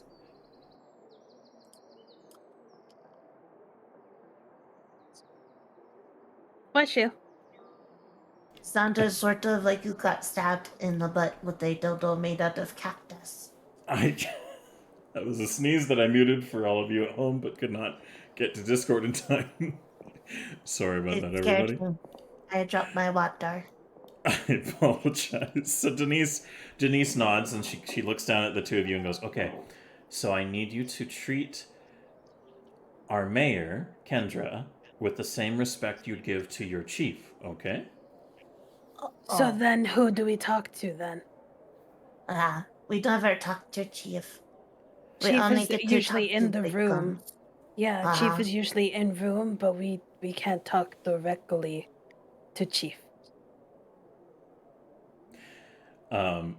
She nods and she says, "This chief is different. You can talk directly to this chief and understand them." Wait, so I can go talk to this chief and be like, hey, things, and they will listen? Yes. and they will talk back? Yeah, what is up with that? As you guys are having this conversation, the door of the office opens like inwards towards like in towards the office, and standing there is a woman who looks down at you with like a bemused look on her face, and she says, "I should hope that I'm going to be able to respond to you. I'd be a terrible mayor otherwise." Yeah, wait, you mayor? Kendra looks down at you a little bemused and looks at Denise and says, "Denise, the sheriff briefed me a little bit, but I assume these are the goblins you brought into town." And Denise goes, "Well, they kind of brought themselves into town." And Kendra chuckles a little bit and goes, "Well, I gotta say, oh, what the fuck is this roll for, Desi?" Ezzy is going to curtsy even though she's not wearing a skirt. And she's going to go, hello, Makanja. It is good to meet you today. I hope that you are having a good day. Thank you for seeing us. This is my friend Snooty and dentist. Hi. Snooty, what do you say? Snooty looks at Desi, seeing what she's doing, and tries her best to copy it, but is like very dysfunctional about it.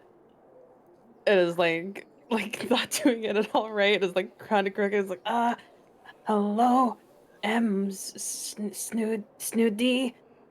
It's good to meet Chief Mayor of Sandport. Yeah, you did really good. I am proud of you. Thank you, Desi. I'm so scared. That's okay. Just don't look her in the eyes too long. They assume that is a vie for power. Or maybe that was bears. I don't remember. I think that's the same with Chiefesses. Oh, God.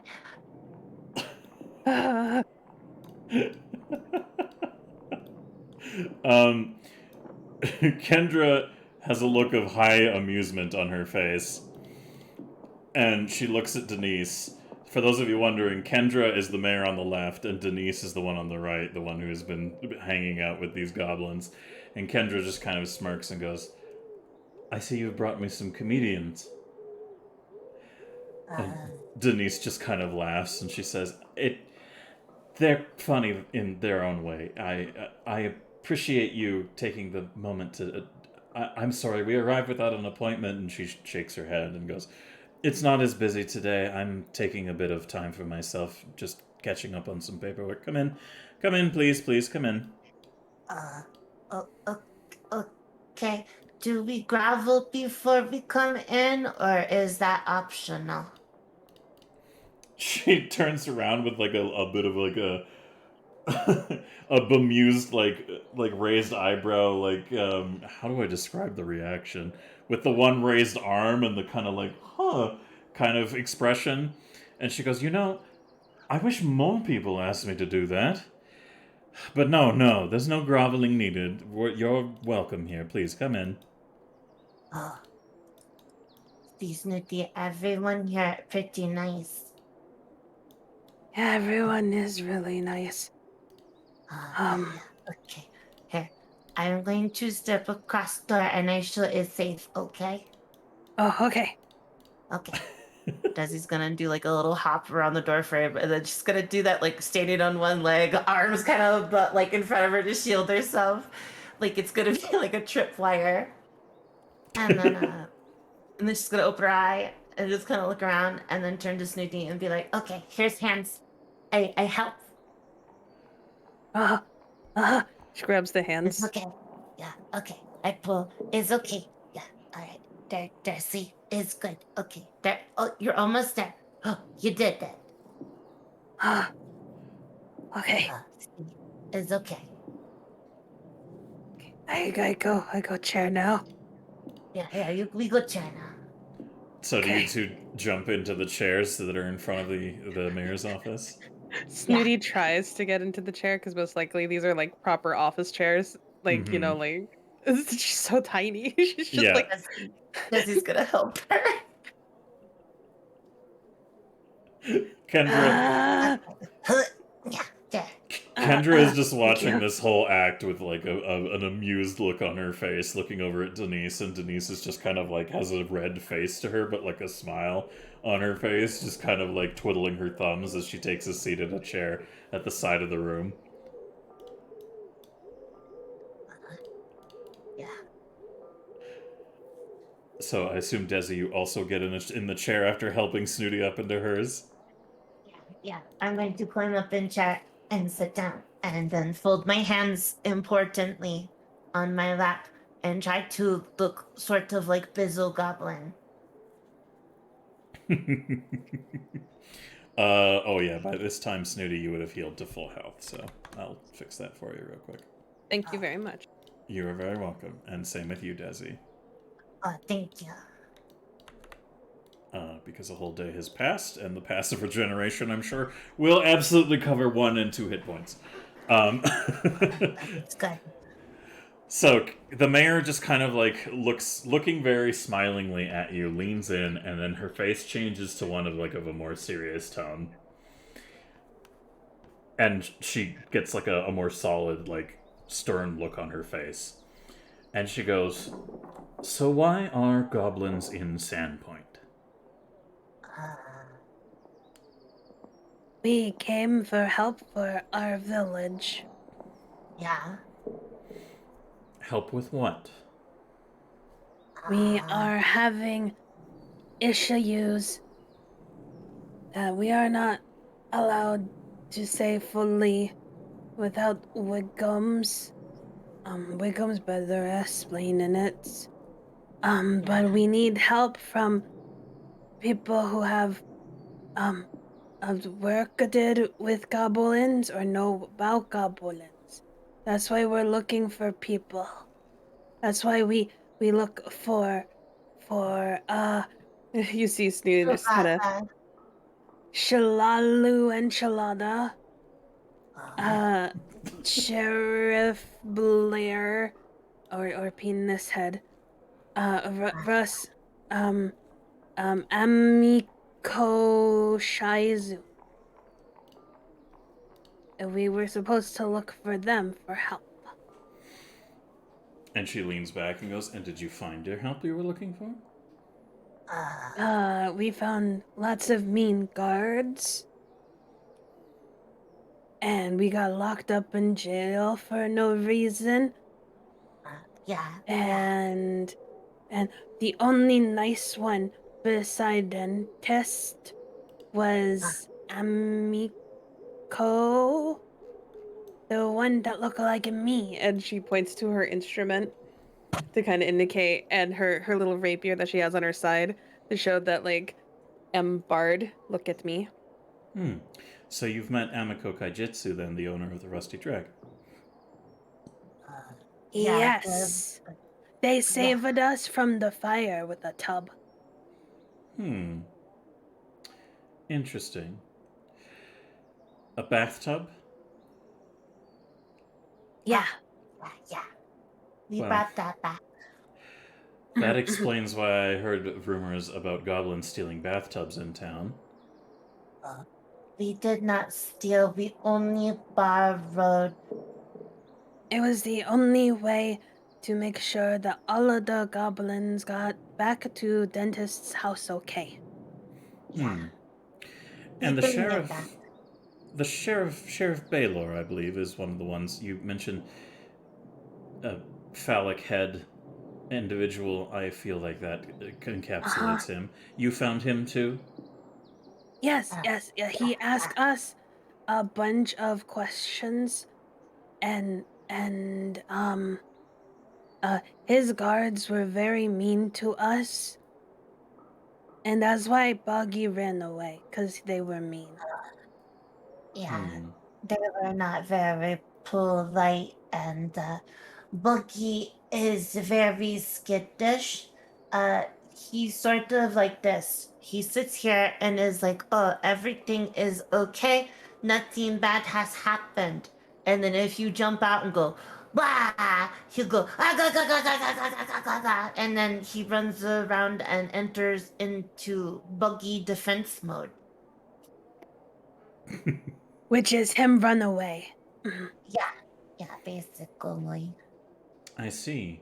The sheriff informed me that the three of you, as far as he's considered it, are clear of the fire that had occurred at the Goblin Squash stables. But you have told me that you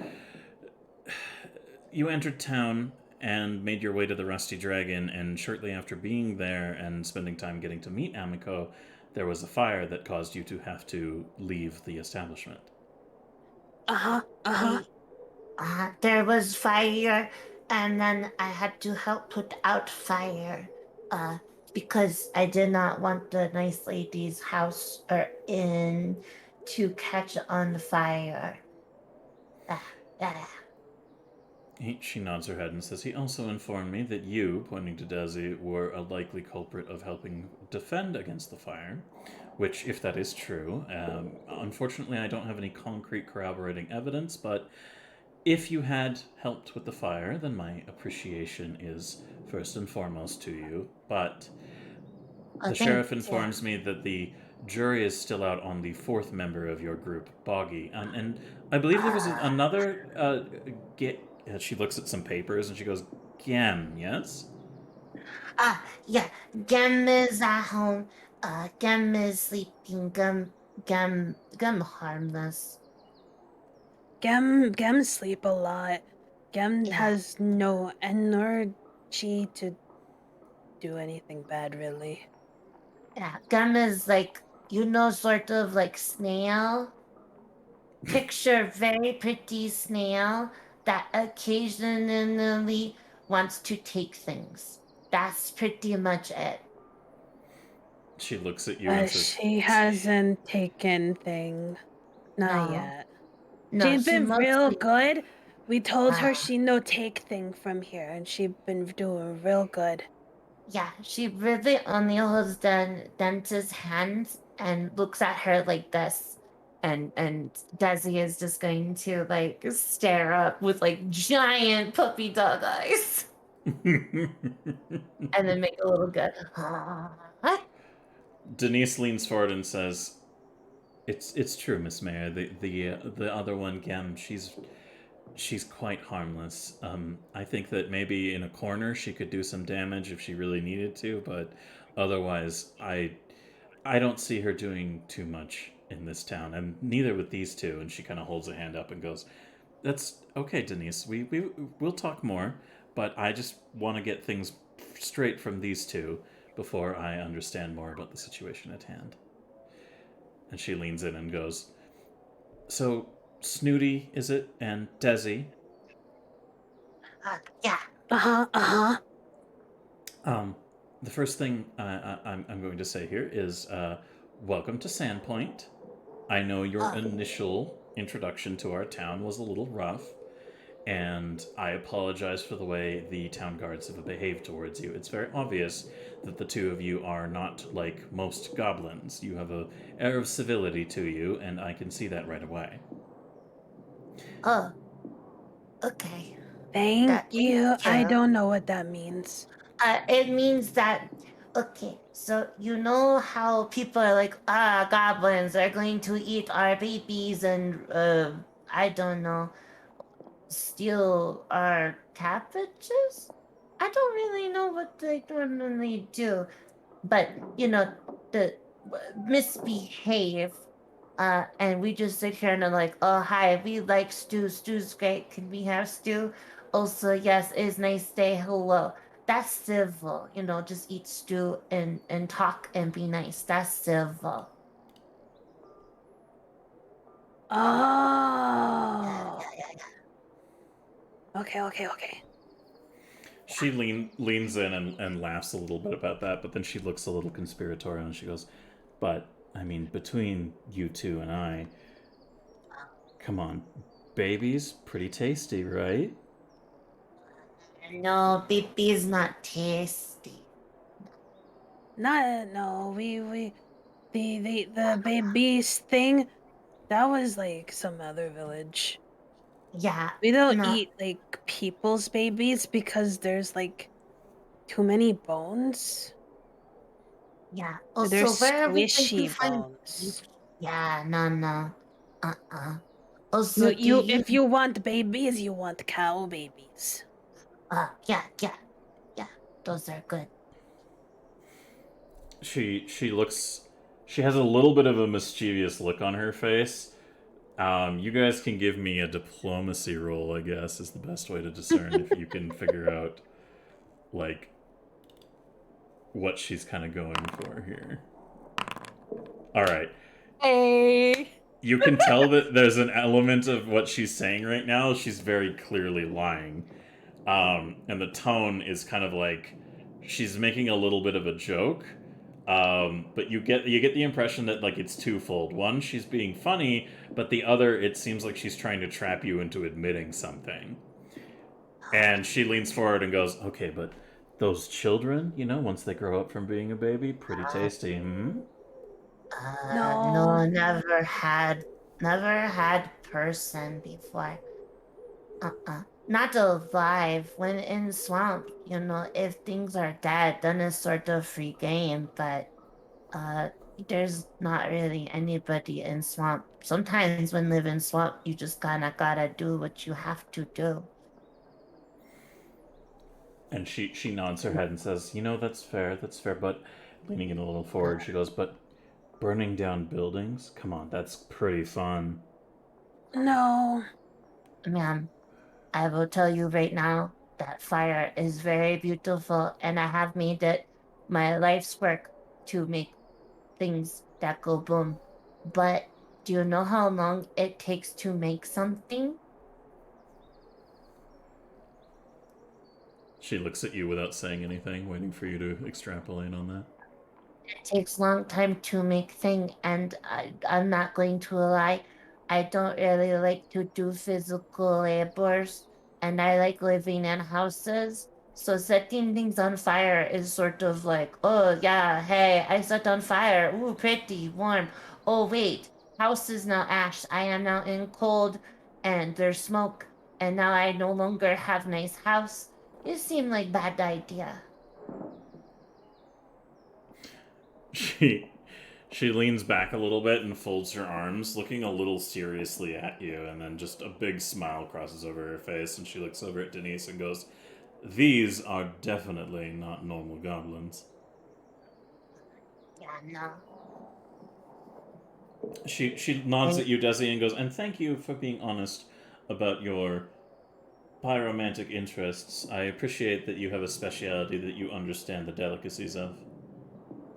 Yeah. I make other things too, but uh originally the only people ever cared about was making things that went boom. I see. So have Uh you made things that go boom for others? yeah, so I used to make things that went boom for a man called Tim Timotone. We were supposed to be partners. And then Tim Timadon betrayed me and put on boat and said, "Oh, it's party boat." And then I went on party boat and it was pretty and fancy and had people, and then it exploded and then there was water, and then I woke up on beach, and now I will kill Tim Timadon for stealing my fortune. Interesting. Very interesting. Do Sorry, you happen but, to remember the name of the boat that you were on?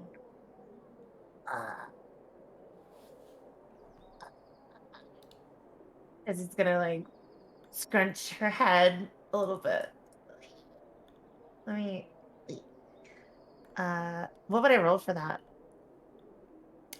Well, I mean, you can choose that if you want, but if you want to roll to see if Desi actually has the memory for it, Yeah, probably that's fine.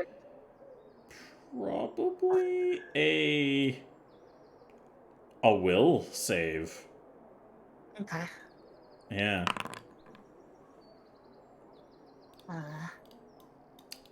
I mean, you recall vague bits about the name and people on board, but you didn't really get a chance to learn too much about it when it had detonated, and it's hard for you to completely piece together the memories of everything from that night, but you do remember the name of the boat.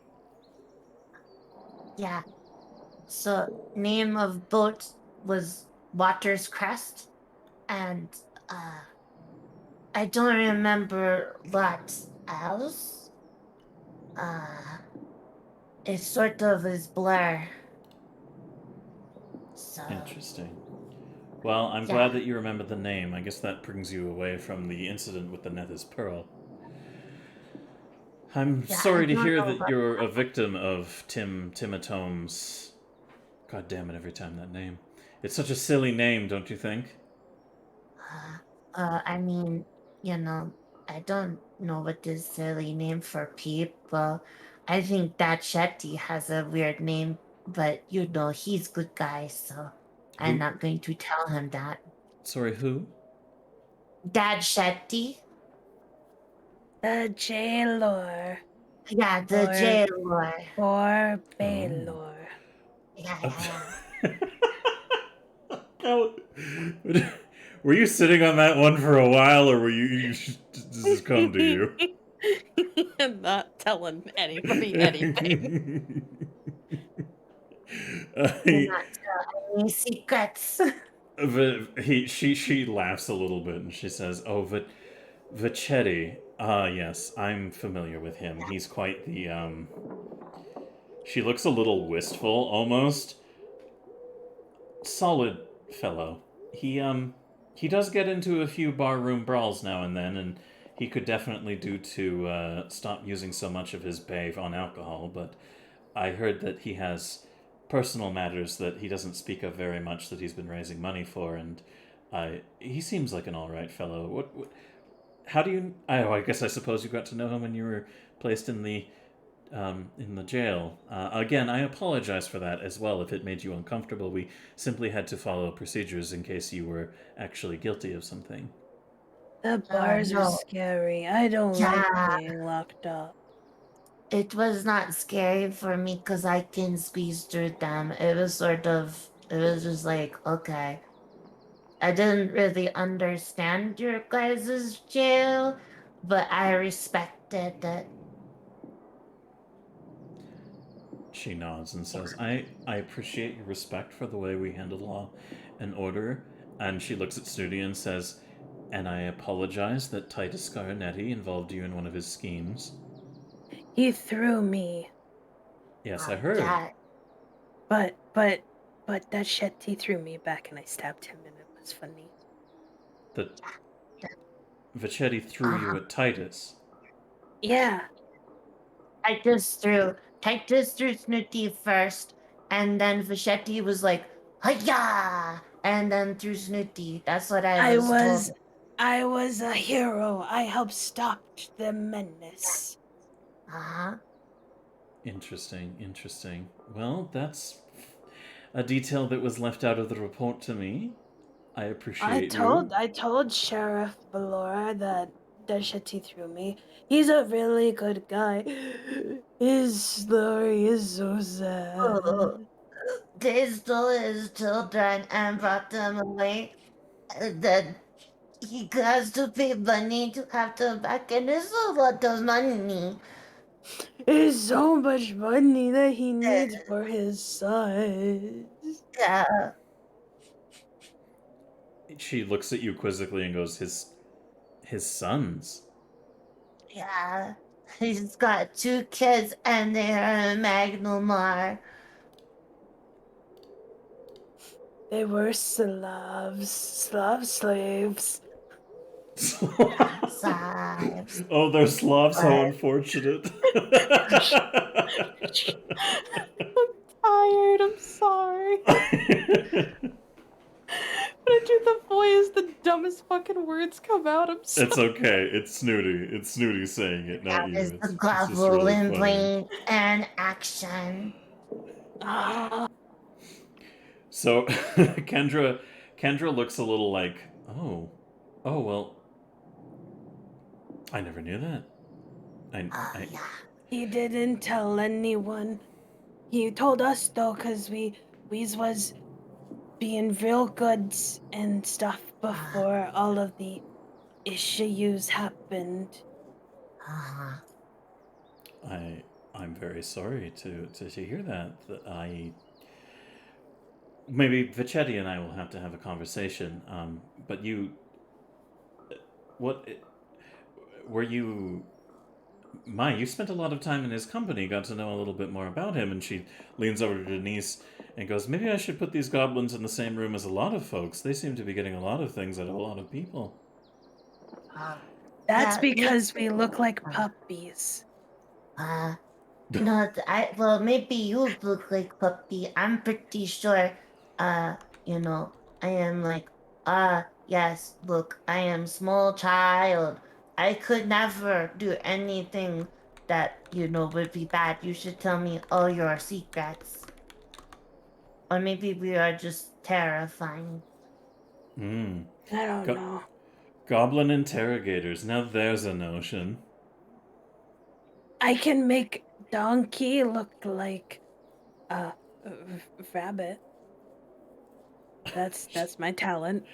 She looks at you quizzically and then looks like she's remembering something and flips through some of her paperwork and looks at a thing and goes, so you're the one who handiwork with that cart that was mentioned. Is the only way to get Gem and Boggy back on there because they thought it was horse, but we had to tell them that it was not horse. It's a rabbit cow. Yeah. She nods her head and says, I see. So your people have problems with horses. Horses are natural predator of goblin. They eat do so the many spread- of us. So many. Did you know that horses are opportunistic carnivores and they will eat small chickens and animals? I did in fact know that about horses. Yes, that's impressive. So you're saying that they cause problems for your society and are quite feared amongst goblins. Yeah, That no, you and say horse. dogs. Yeah, dogs and horses. You say horses around goblins and we run around screaming. We are lucky enough that since there is no actual horse, And she stops and she looks around. no actual horse in here, we are not running around in fear. I still wanted to run around. In fact, sometimes when you get really scared and you have to pee. Yes. Yeah, that just sort of happens every time the word horse is said. I see. Interesting. So you have a big enough problem with these horses that if the opportunity to kill a few of them came along, you might take it, yes? I mean, normally I just run away from horses. Maybe if Ah. cornered by horses. Then, honestly, if horses had cornered me and they were like, we're going to eat you, nay, I'd probably take all my bombs and I'd light them up and I would say, I'm taking you with me. Damn you, horses. And then it would explode. I'd take them all out to save people. But only if cornered. Like, like 4 horses and no escape. And What I am you saying say? is I'm not giving horses the satisfaction of chewing on me. I would be very scared. I watched a horse eat a goblin once. It was so scary. I see. That's It's you two seem very. terrifying.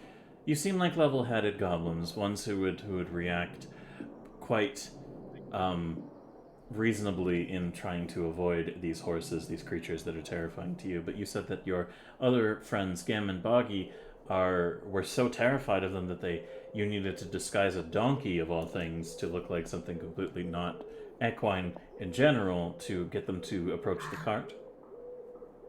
Yeah. Yeah, they were not scared by rabbits or cows, so it was easier to get them on. Cause donkey, not really horse. No, donkey, not really horse, no. Mm-mm. She leans in and she says, "So it's feasible that one of your other 2 companions could have possibly taken hostile actions against horses." No, cause Gem was with dentist. Yeah. Gun was a dentist And Boggy was with Desi. yeah, Boogie was with me. Yeah, no, Boogie, I don't think Boogie. Listen, Boogie, there's something you need to understand about Boogie. Boogie is only like this tall. And she's gonna be like a foot, maybe a foot and a half. Maybe. So, I don't understand how he would set fire to anything. That is a mystery to me. Do I think that Buggy would set a fire to kill horses? I think that is a trapping statement, because if there was a monster in your house and it was like, I'm going to eat you and your children, well, you probably would want to kill it too. But that doesn't, the monster never came in your house. And I mean, horses don't come into houses either. So I don't think they do. No, but if someone unfamiliar with the town went into a stables, perhaps, and had problems with horses, they might act hastily.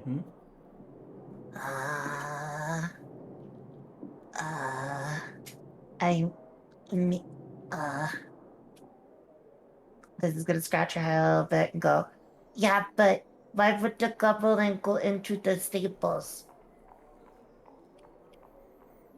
I don't know. I'm not a goblin, I'm afraid. Yeah, no, I see that. You're too tall to be goblin.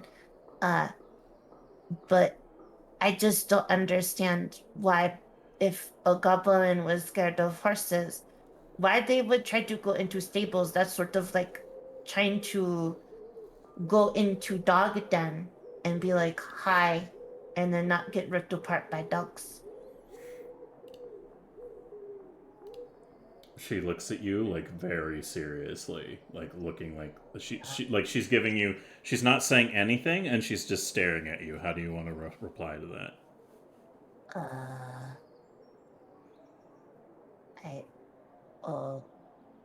Why are you staring at me like that?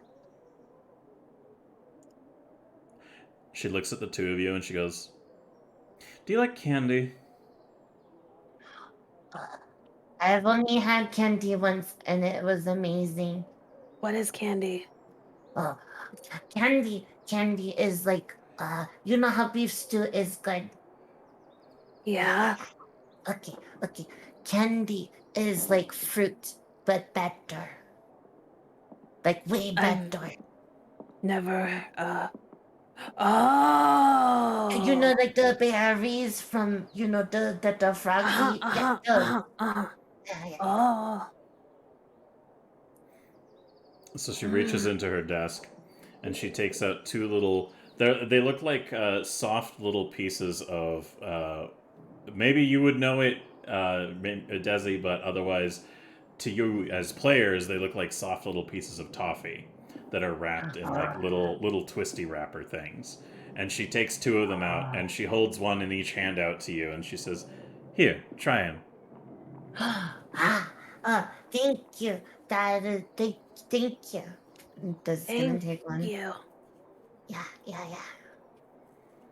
All right. And Are you- Snooty takes it as well. Snooty, are you gonna eat it Oh, instantly. She was told it tastes Yeah. good. without Also removing the eating it. wrapper? Yep. Okay, so Yeah, She Snooty's doesn't, about. she doesn't know it's supposed to do that. Desi, are you familiar? You know what, Desi? You probably have some familiarity with these enough. I won't need to make you to do a society roll. So, Yeah. I need do to you start you see unwrapping mine. you see Snooty about to slam it back? Snooty, the paper on the outside comes off first. Snooty, Oh, you why? unwrap it. Yeah, like fruit. It's like the skin. It's very thin. It's okay here. See how the twist on She side just eats is. it.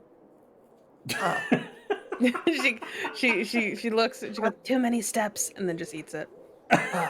okay. You know what? I can respect that. Denise is like, she face palms. You can hear her like audibly smack her forehead with her hand. And Kendra just like leans back a little bit, surprised at your action, Snooty. But Snooty, you're a fucking goblin. You're used to eating trash practically. So even though there's a wrapper around this thing, as soon as you chew away the like weird waxy kind of like covering of it, you can taste something that is like extremely sweet, and the chewiness of it just goes on and on. Like you're like, holy fuck, like when do I stop chewing it? But the taste is just like, you've never tasted anything quite this like intensely sugary and like sweet before. So how do you think Snooty would react? She would have like, you know how when you have super sour candy, you would have like that little soured like squint look, Hmm. because it's I've had that with candy being too sweet as well. So she would kind of just like, while she's chewing it for a moment, go, "Ah, it's so sweet. Why? It's so good, but why is it so sweet?"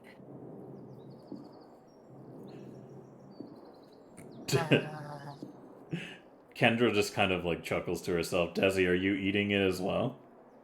Uh-huh. All right. So she leans back and she says, "Tell you what, I'm gonna leave you two to enjoy this." And then she puts another two pieces of the candy toffee like out on her desk, and she says, "And you can each have another one. I'm just gonna borrow Denise really quickly to have a little conversation with her, and we'll come back and we'll Okay. all talk together, okay?" Yeah. Okay. Okay. So as she gets up to take Denise out and have a little chat with her, I think now would be a perfect time for our mid-session break. Okay. So we will see what these two goblins get up to when we return from our break. But for the time being, we're going to take a little 15-minute dirtily flirtily. Don't ask me what the fuck that means, but it translates into break. So we're gonna be gone for about 15, 20-ish minutes, and then when we return, we can see what is to come of the interactions with Desi and Snooty, and hopefully by that point we will be able to see Boggy. He has been unfortunately kept late by his work. We all know the joys of capitalism.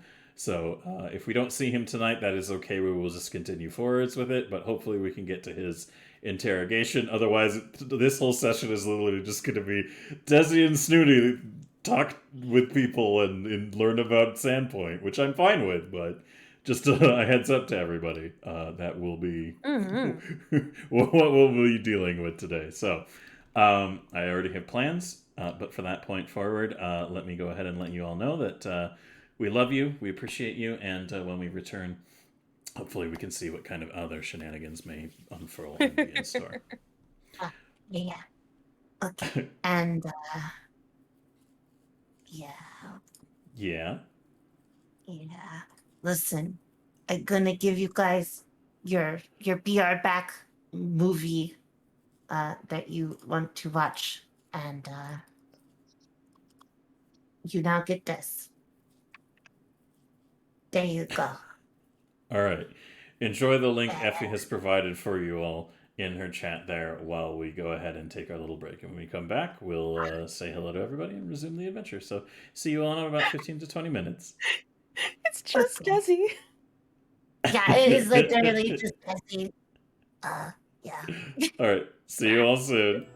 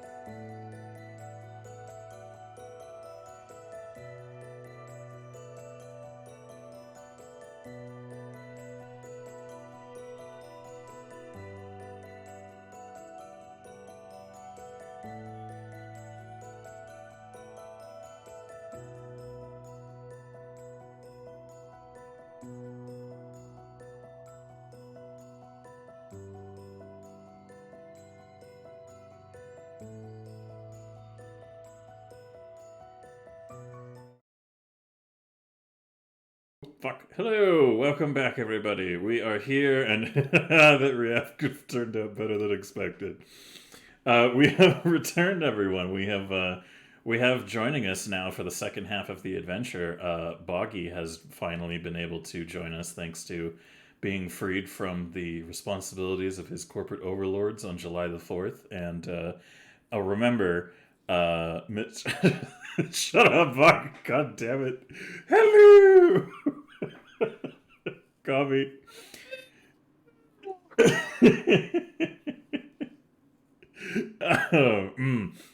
Gobby said Mrs. Doubtfire is played by Silver when I did my little hello there, everybody, and now it's all I can think about. So thanks for that. Appreciate that.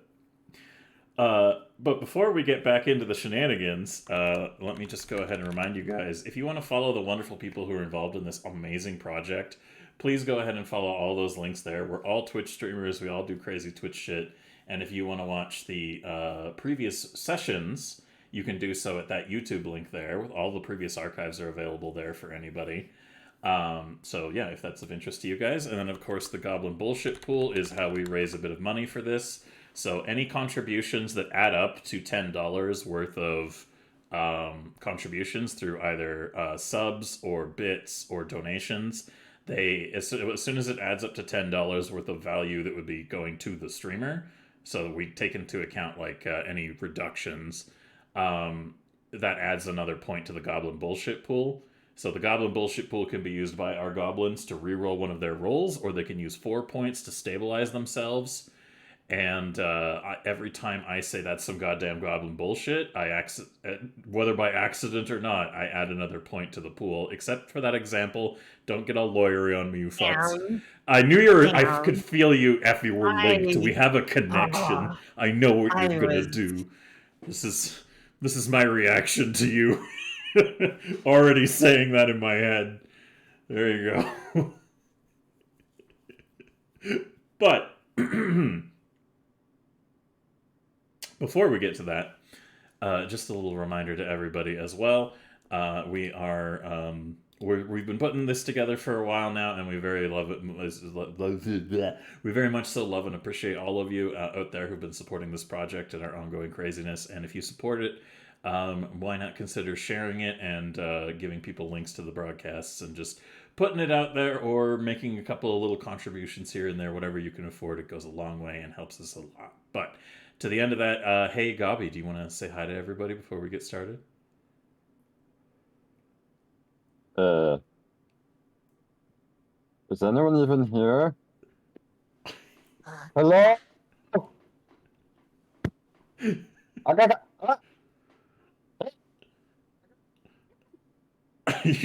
Your microphone is limiting your it's peaking and cutting you off.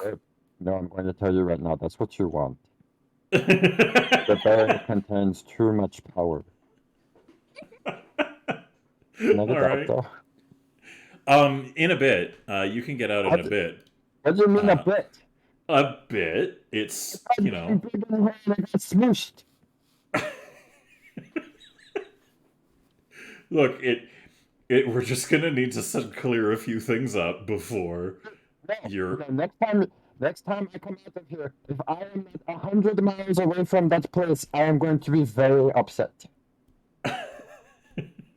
Okay. All right.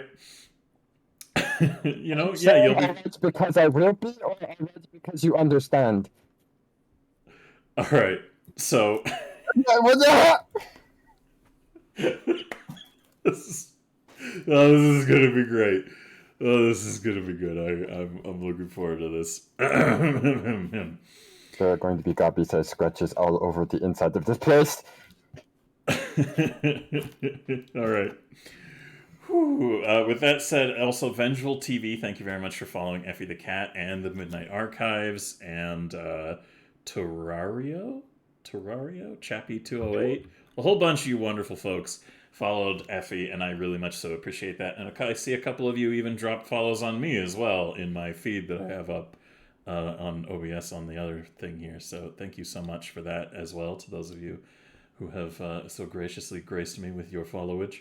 And I would appreciate if you could grace that followage you so extended to me to that _Gabi, the Art of Ash. And even though she is unfortunately sick tonight and cannot join us, I would love it if you could follow Neon Alligator, also known as Alice. She's very lovely, and we'd appreciate the support. But with all that said and done, thank you again also to the supporters who have been contributing.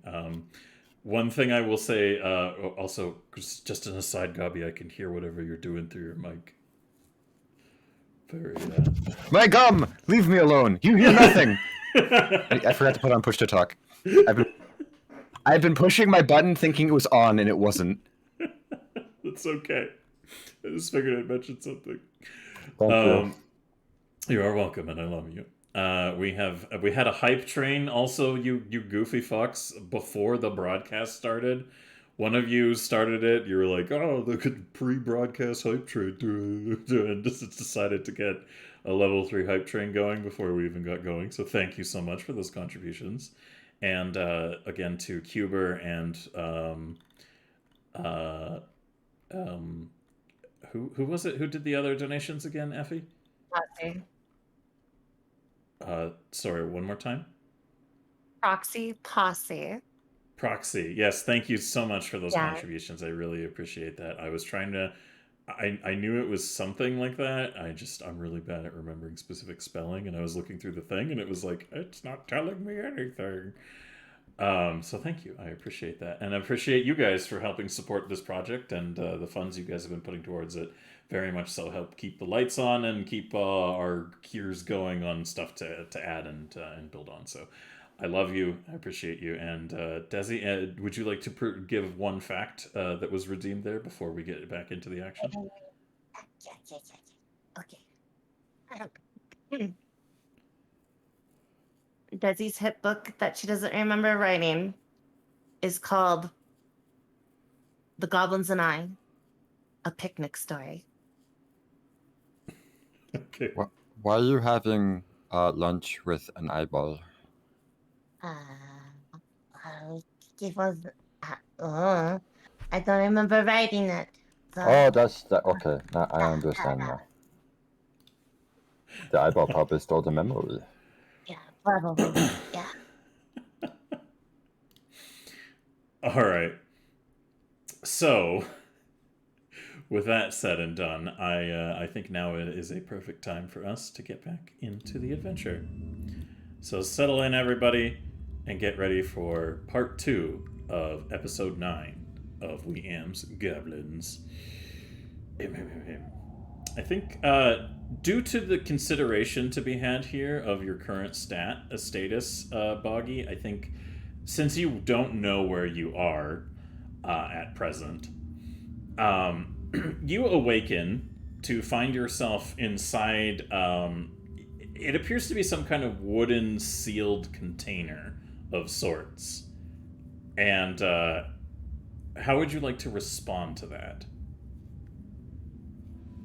Buggy, he would like to get on all fours, and Silver, are you familiar with Powerpuff Girls? Yes. Okay, do you remember the episode where Mojo Jojo had to be the dad? Mm-hmm. And there was a show on, right? Yes. Okay, Boggy would, if I were a bunny, I'd hop hop. That one. All right, Buggy's gonna hop. Only you're like, gonna try and hop around in that barrel. Yeah. This is an oddly specific reference. It is a very oddly, but I got it. Thus continuing our proud tradition of you making reference to things that only the two of us remember.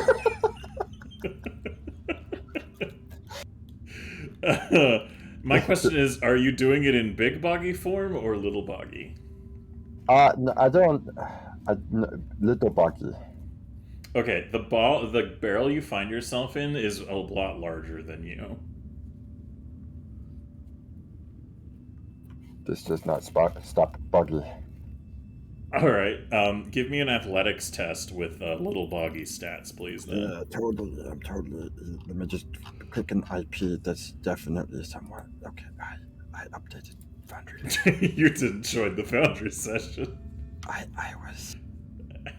was looking for a box.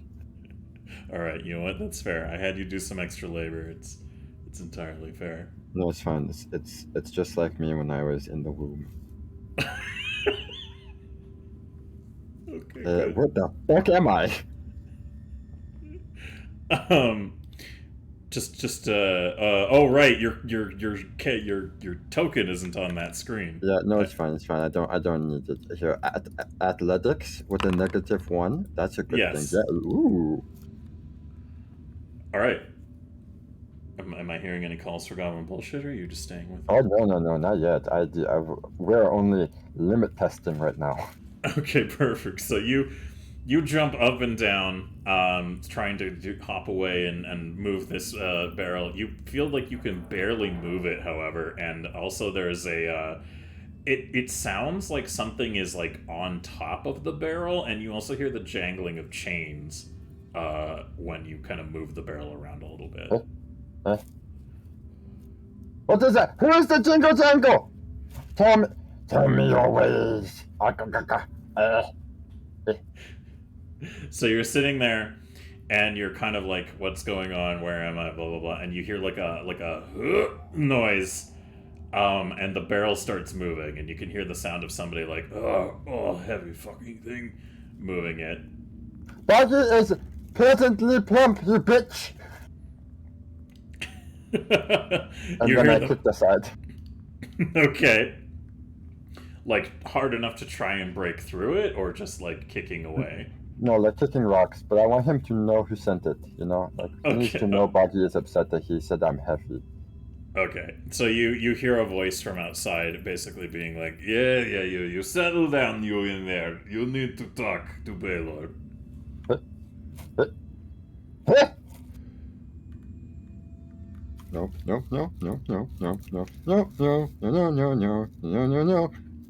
Do not worry, little friend. Vachetti will make sure that you are going to be okay, alright? You just stay calm in there. Would like to use goblin bullshit, yeah. You wanna goblin bullshit on the athletics? Yeah, I go big Buggy and then I use goblin bullshit. Yep, that didn't help. Okay. Alright. Boop. Oh no! Oh no! They're feeding me to the devil!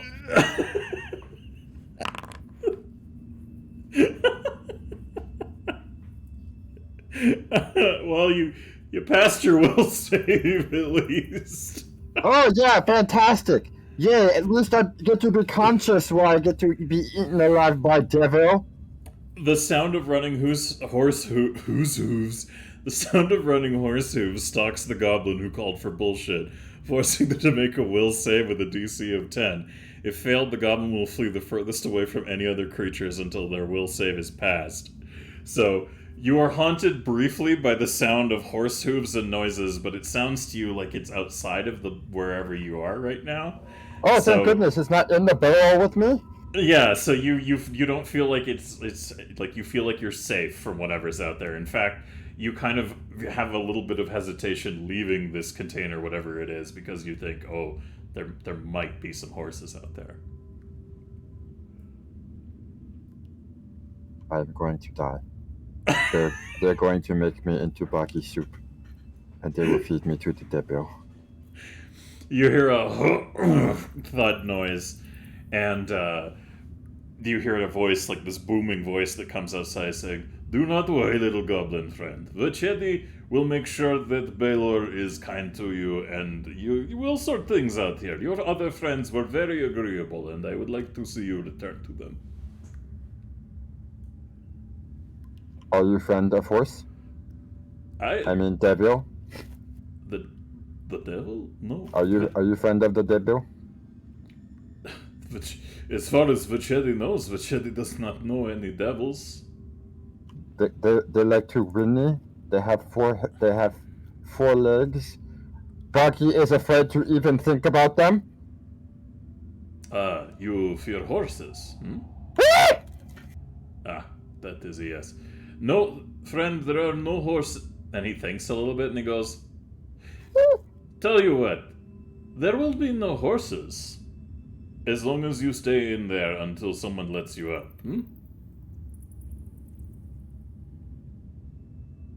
Where is Boggy right now? Sorry, what did you ask? Where is Boggy?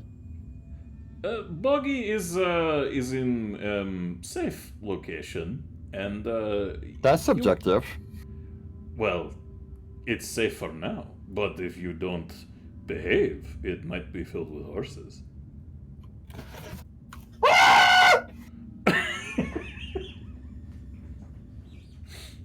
Vachetti just kind of chuckles a little bit to himself and goes, do not worry, little goblin doll friend. As long as you obey the laws of Vachetti's jail, you will be okay. Last time Boggy obeyed law, Boggy got eaten by a horse. Gabriel. Yes, well, that won't happen. Are you saying it's going to be worse? As long as you stay in there until Vachetti lets you out, it will not be. How can Boggy trust Machechi? Because I swear by my 2 sons, who your friends have been helping me to free from their captivity, that no harm will come to you as long as you stay in there until Vachetti lets you out. Muchacha? There's only one son. How can Boggy trust Muchacho? No, my children! My children! Your child is the son? No. Oh. He, there's like you hear a distant, like, noise of a door opening, and then, God, is that you? You hear a voice of the, I guess you are a little familiar with the sound of Sheriff Baylor's voice. But Baylor walks in and he says, is he ready? And Vachetti just, like, shrugs. To die? He gestures down at the noises coming out of the barrel and goes, I've done all I can. Vachetti has bound it in chains and I've put heavy rock on top, and as far as I know, this is the best we have to offer. There's no magic bullshit here that Vachetti can use. Hopefully it keeps him in line. If it doesn't, though, I'm sure we have many horses that could help with that, he says, leaning closer to the barrel. Boggy would like to make athletics check. Go ahead. Boggy Okay. would like to weep softly into the side of a barrel. Okay. So Vachetti, like, barely stifles a laugh, and he looks over at the sheriff, and Baylor nods at him. And Baylor pulls up it sounds like Baylor is pulling up like a chair or something and sitting down. And you're not sure if Vachetti has moved away or what, but you do hear a voice, like, very close to the barrel. My name is Baylor. This is Boggy, yes? No. I'm Boggy. Yes, you are Boggy. Yeah. Good. Wait, Now- are you penis head?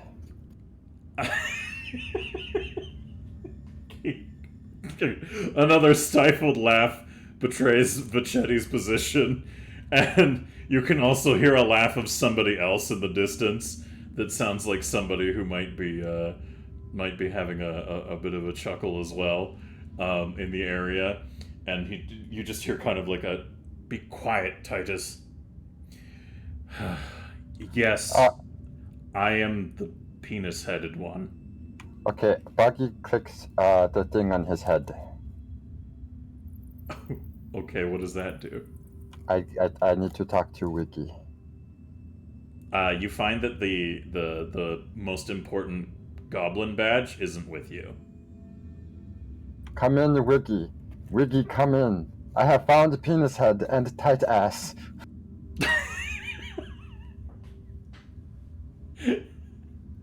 You hear the sheriff on the other side of the barrel. I'm afraid I've taken your communication whatever it is for the time being. I need to speak with you one-on-one alone. I see. Co-spirator of the devil, cutting off access to the outside. Typical.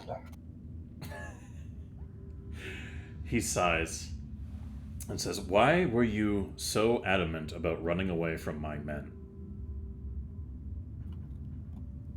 You and the piggies have something in common, peepee head. You're all dirty.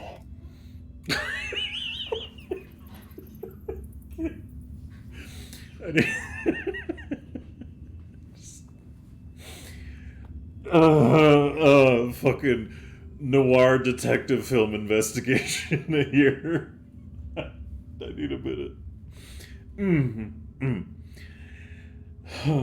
The sheriff sighs, and he goes, "Right. Well, your personal feelings about my men and my employment notwithstanding, I have reason to believe you might be responsible for some criminal activities in the borders of Sandpoint."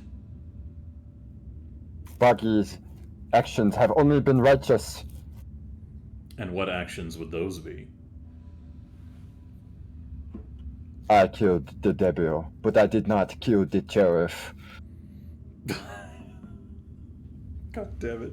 Are we gonna have is there gonna be a sheriff didn't kill the deputy cross-reference meta joke every fucking session? So we get that every time now? You have two speeds. You have penis head, and I didn't shoot him. Alright, yeah, fine. Moving on. He leans a little closer forward and he goes, "Alright. Righteous actions, you say? What Are you kind of kissing the righteous?" barrel? I'm in here, you know. He's not kissing it. He's like he's a little far away, but he goes, "No, I'm not kissing the barrel." So it's not the roll. Okay, I understand. Yes. So, what were your righteous actions? I killed the devil. The devil. What was the devil? What did you kill? What is the devil? Muchacho, do you guys not have organized religion?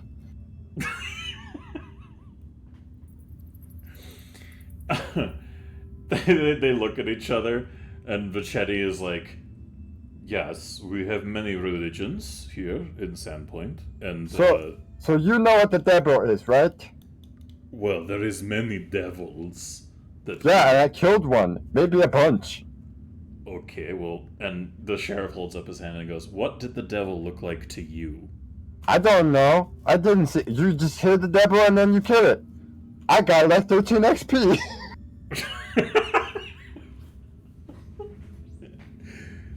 He sighs. And you just hear my mutter under his breath, "Fucking goblins." And he goes, "Were you responsible for the fire at the Goblin Squash stables?" And wouldn't you like to know, sweet cheeks? Yes, I would.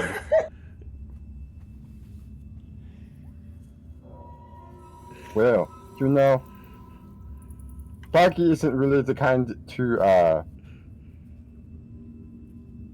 just kill and tell. But also, you know, much like a sparrow, my lips have been shut. I You see. get it because I'm a doll. I don't have lips. Very amusing. Thank Well,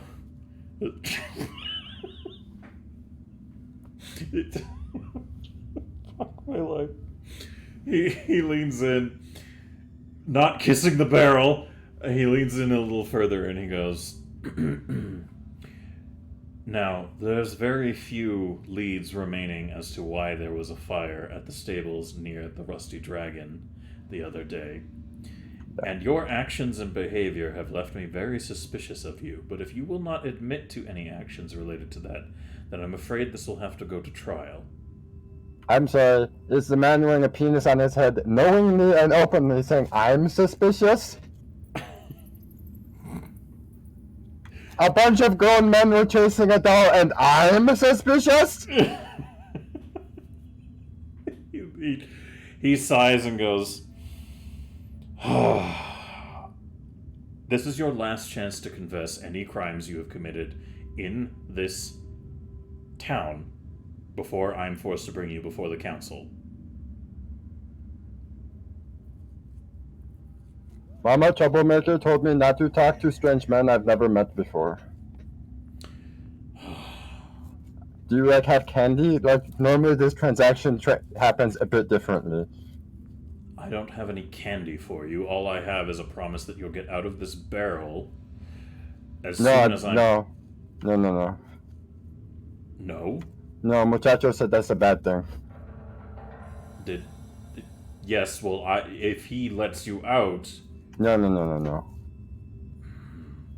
This now boggy armor.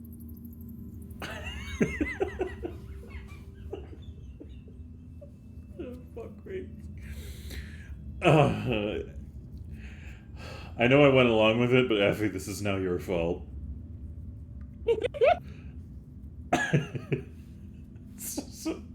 So he leans back. Yeah, 100%. He leans back in his chair, and you can obviously hear the sound of him just being like, oh. And he looks at Vachetti and goes, how long is council in session for today at the hall? Vachetti thinks, probably another maybe 4 to 5 hours, perhaps? I don't know if I'm going to make much progress with this one. I think we might need to take this barrel and head over to the town hall and make this a problem for the council. If I'm being entirely honest, this is far beyond my expertise, and I have reached my limit with goblin-based bullshit for this time. Do you have like a priest or something? What? Fuck! Oh, he did say it! At a point. Fuck. He said the thing! God damn it. Alright. Moving on, I have added the point to the pool. And this is the sheriff sighs and goes, I could be here for God knows how long. And I need this to be resolved by somebody else with a little bit more tact, because I have other pressing matters to deal with. There is more than enough in this town that has been driving me crazy of late, and I think it is best we just bring this barrel over to the fucking town hall and get them to take a trial. I'm going to just put it in front of them because I am done. Hey, Peepee Head. Yes, Buggy. Do you know what else God knows? What? That Buggy killed at least 13 devils! At least how many what? Devils. 18. I wish I got 18 XP. No, I think I got like 13. I see. Wait, do you think they're worth like... But then there's an odd number, and like 13 isn't divisible by any number. It's prime. So like maybe it's like either I killed one big devil or like 13 little devils. Which would you rather fight?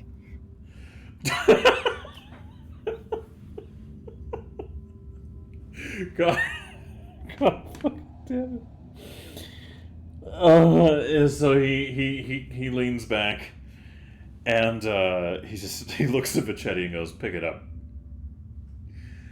And Vachetti nods, and you can hear the barrel moving once more with the sound of this guy going like And Boggy, you feel yourself being moved outside of the area that you were in, and you're not sure where you're headed, but is there anything you want to do as the barrel is in transit, or shall Ha-cha-cha? Are you taking me to the devils? The sound of Vachetti kind of comes through the barrel, and he says, I am taking you to town council. There are important people who run town who would like to speak to you. Are they devils? No, not as far as I... Well, I mean, there was one, but he's in jail now. Are you telling me that you have devils in jail? Yeah. If there are devils, Vachetti puts them in his jail, huh? Muchacho, what do you do for a living? Well, when I'm not making sure assholes are not causing problems, I drink and I punch things. So you're not like a rancher? Now that you mention it, Vachetti could be considered a form of cattle wrangler, I suppose. Oh my god. Do you have a stick I can borrow? No. Buggy has to go to jail with a stick. Okay, but you're in a barrel. Boggy would like to try to take a stick from inside the barrel. You find no sticks. Yeah, I would like to keep pulling at the things until I can make a stick. Give me another athletics roll.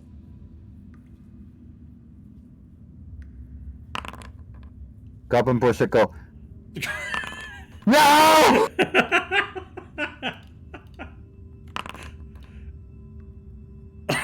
Good, good. All of you guys can be green with envy because you are not as cool as Boggy. Cha-cha-chi-cha-cha-chu. All right. Well, we'll come back to what's happening here for sure. For the time being, however.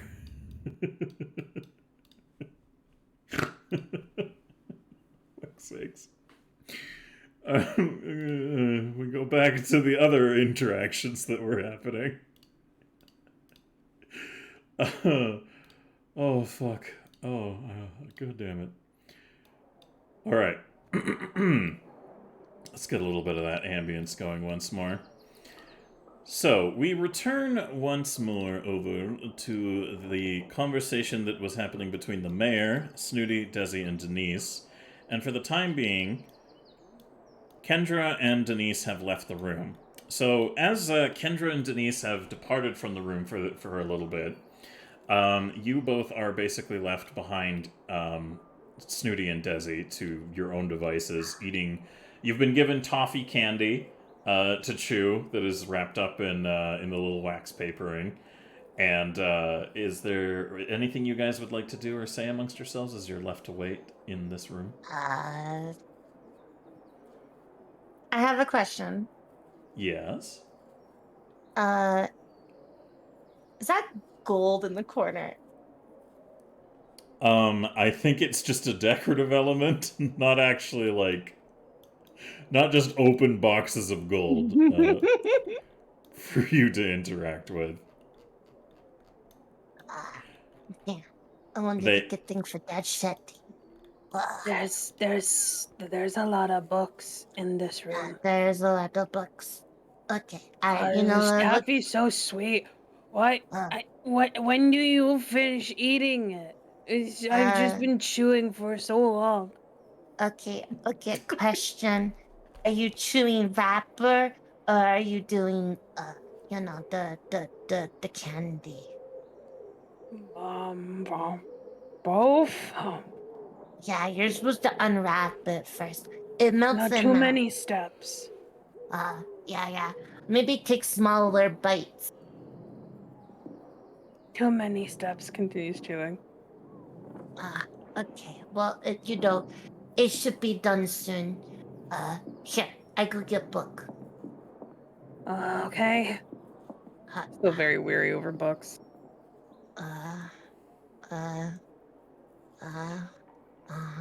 Yeah, okay.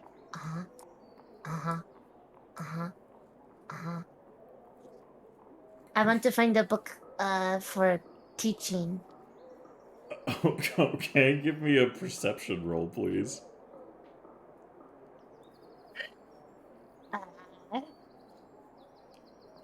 Oh boy, I do love my perception. Excellent. Yeah. That's a pretty good one. Yeah, you find a book that, can you give me a society roll, also, in addition? Yeah. Perfect.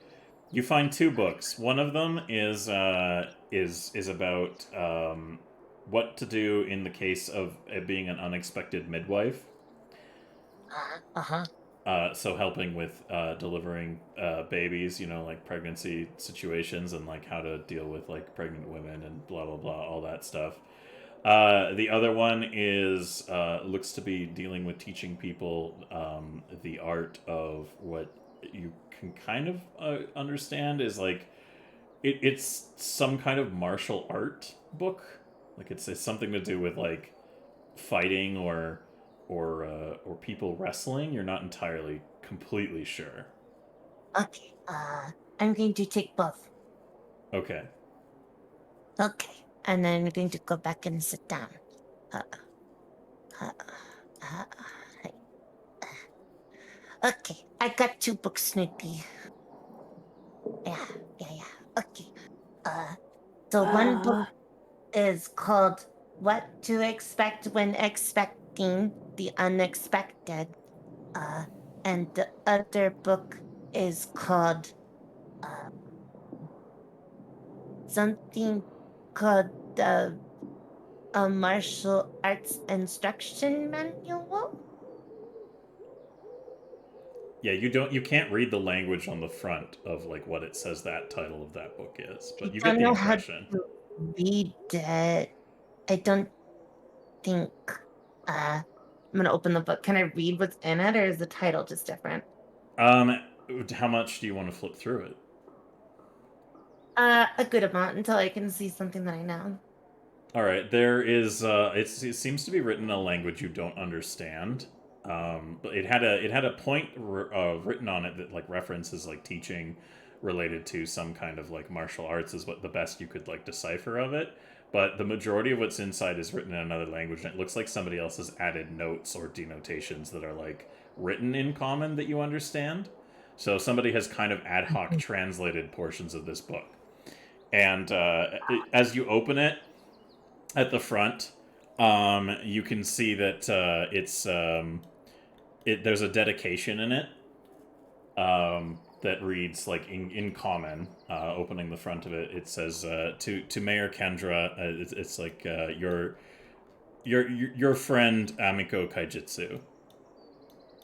Oh, hey, this book is from Amiko. Oh, the bard lady. Yeah, her name is Amiko. Shitsu. No, I think it's Aijutsu. Uh, maybe. Shitsu. Shitsu. Okay, fine. It's Shitsu. Okay. Apparently, the mayor and her are friends. So this book is written, I think, by Shitsu, and it says thank you for helping to the mayor, and it is a Oh, book about how people fight. Do you want to keep oh. flipping through it, or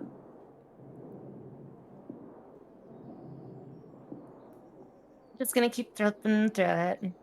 all right, Desi? As you flip through it, some parts that are translated are interesting, but what's even more interesting is somebody has drawn diagrams in this book, and they appear to be a man and a woman wrestling of Uh, some kind, but they're very close to one another and in very strange positions. okay. Alright, so okay. So there is wrestling. Can I find part that I can read? Do I see anything I can read? Yeah, you read a little bit more, and you can kind of make out like references to translating like notes that are like good for deeper penetration, or like this one hard on the back, that kind of thing.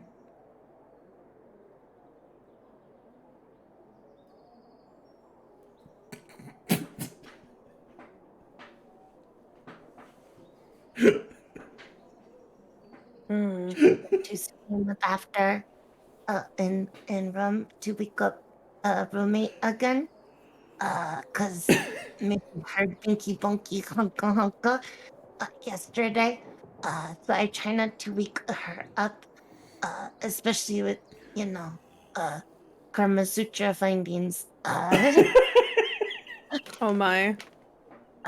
Apparently, when people are fighting, This is for deeper penetration, like stabbing.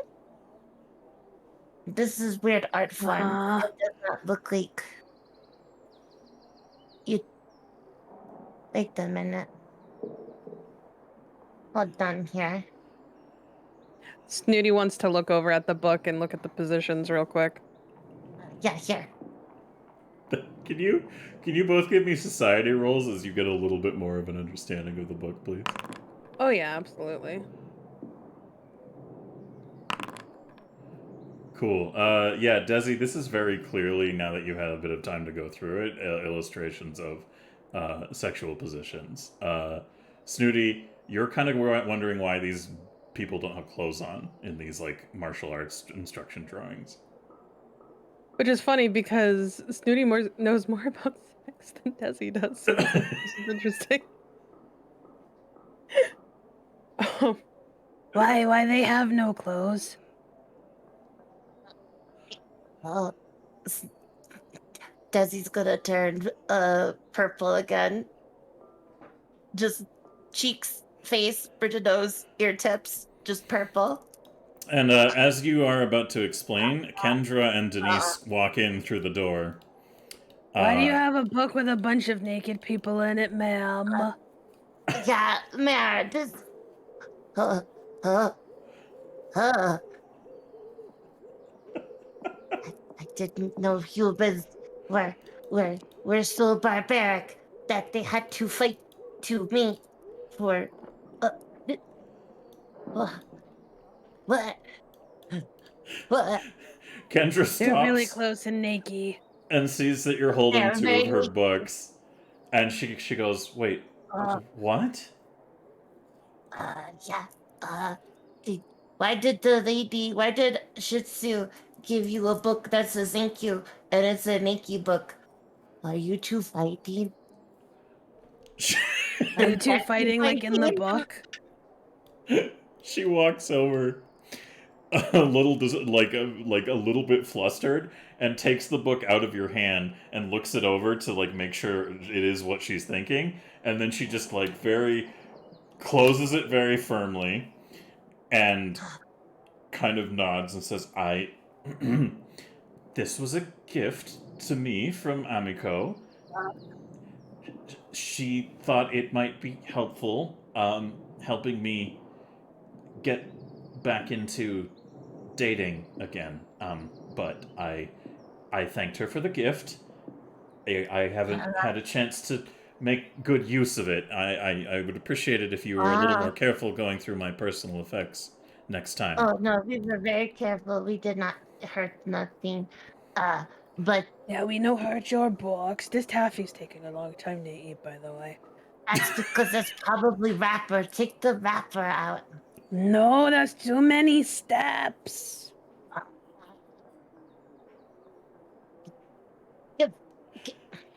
Ha, fine. Thank you forever. Okay, ha, I'm gonna take it out of her mouth. Ha, yeah, no, see this paper, no ink. What? Yeah. Oh.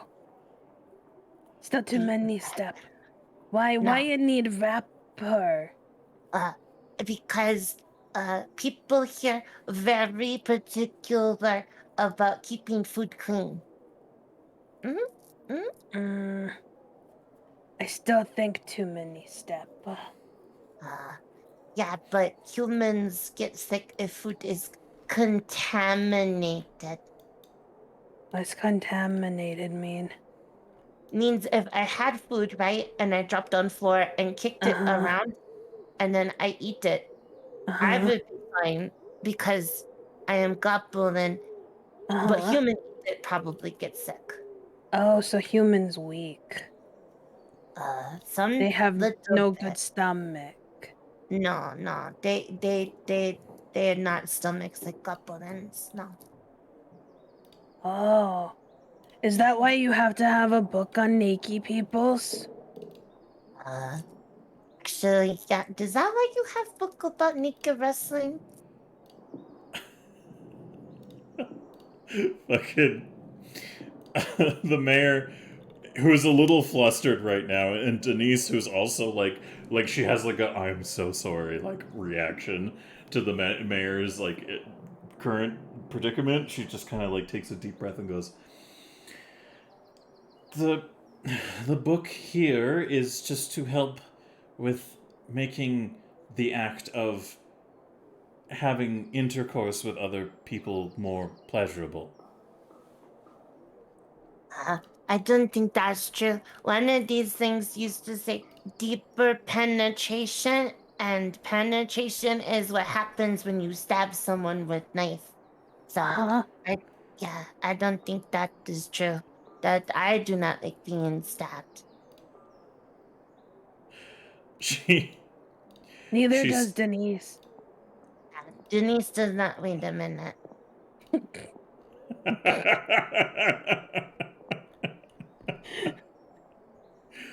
God damn it.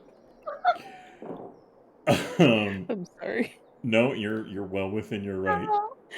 I'm not sorry, but I thought I'd say it at least. Babe. Are, We're need so many things But that I today. am saying that in character. By the yeah, way. yeah, you know, that's fair, that's fair. So It- the mayor's about to say something when there's a knock at the door. And she sighs for a second and she goes, "Okay, why don't we'll table this discussion for now. I'm not sure I'm the right person to talk to about how you will understand human physiology and the kind of things we get up to, but I just need to get to the door. Is that all right?" I guess. yeah, it's your office. She opens the door, and standing outside is the sheriff. Oh, hello, Oh. Sheriff Baylor. Is a Baylor and Is that Chetty there too? No, he doesn't appear to be present. Oh.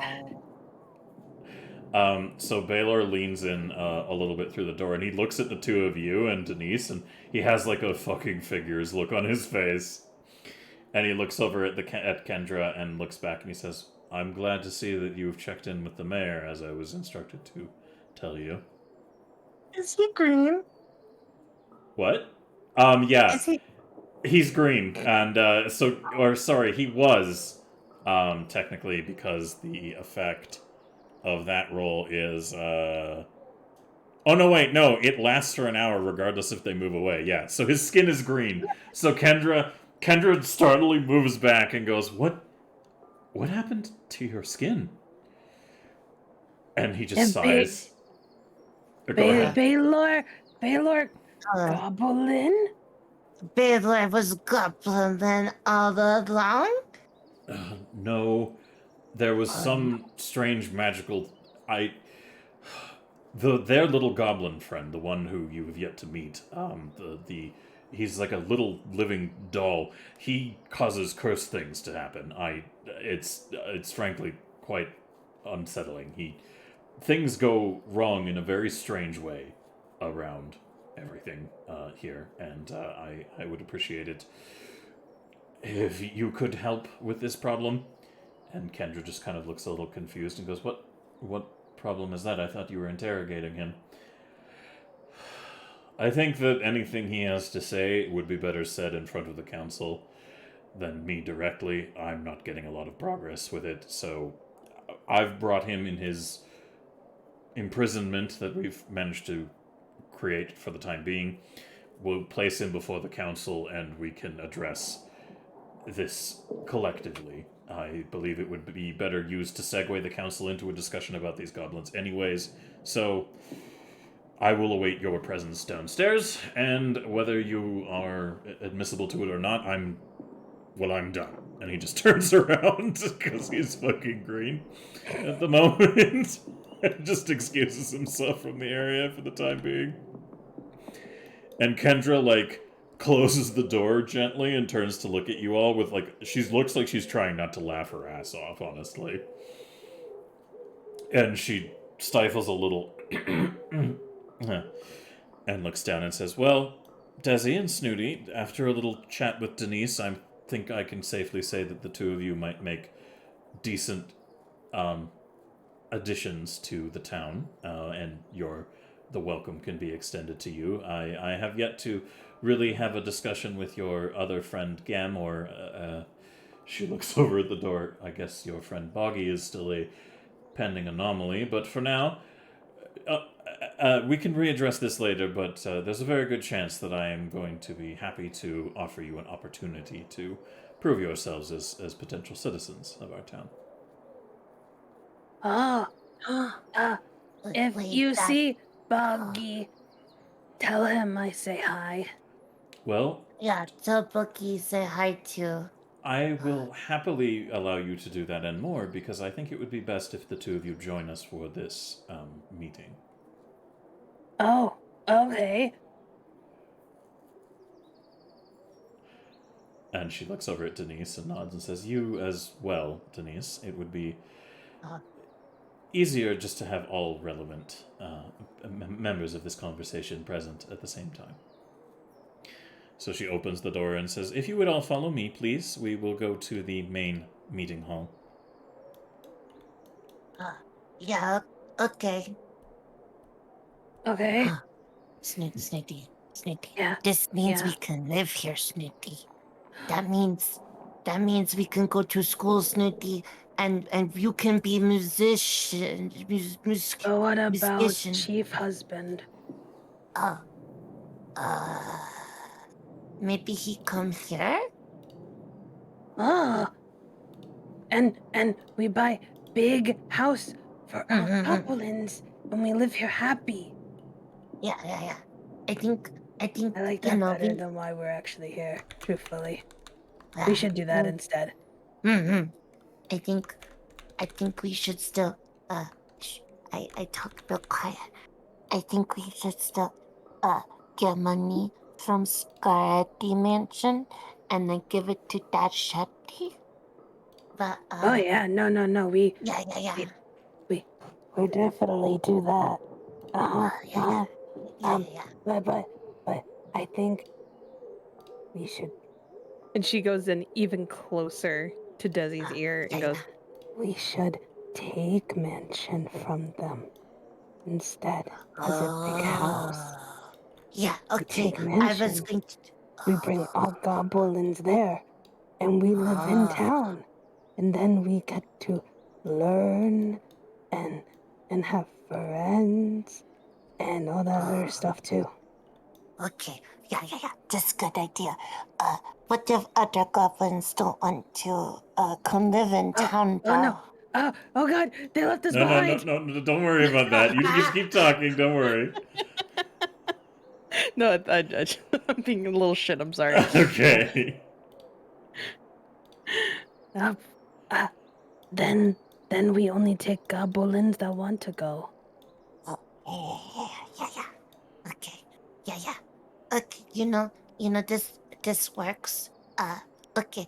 I was going to just burn Mansion down to ground, but if Scaretti, the man typed us, if he bad, maybe we get proof he bad. And bring to Baylor, and then we get Mansion. Then we get him house instead of. Yeah. We still take money though. Oh yeah, no, we definitely take money. Yeah. Okay. Alright. Okay, this is a good plan, yeah. And that's what we do. Okay, yeah. Okay, I like this plan, yeah. All right.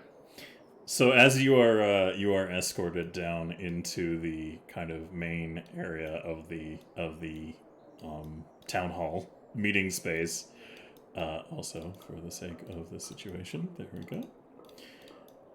You are escorted into the main meeting area, and there is a large place here that is meant to hold like a fuckload of people. Like this could hold almost the entire town in this space with all the benches and seating and the way it's all been set up.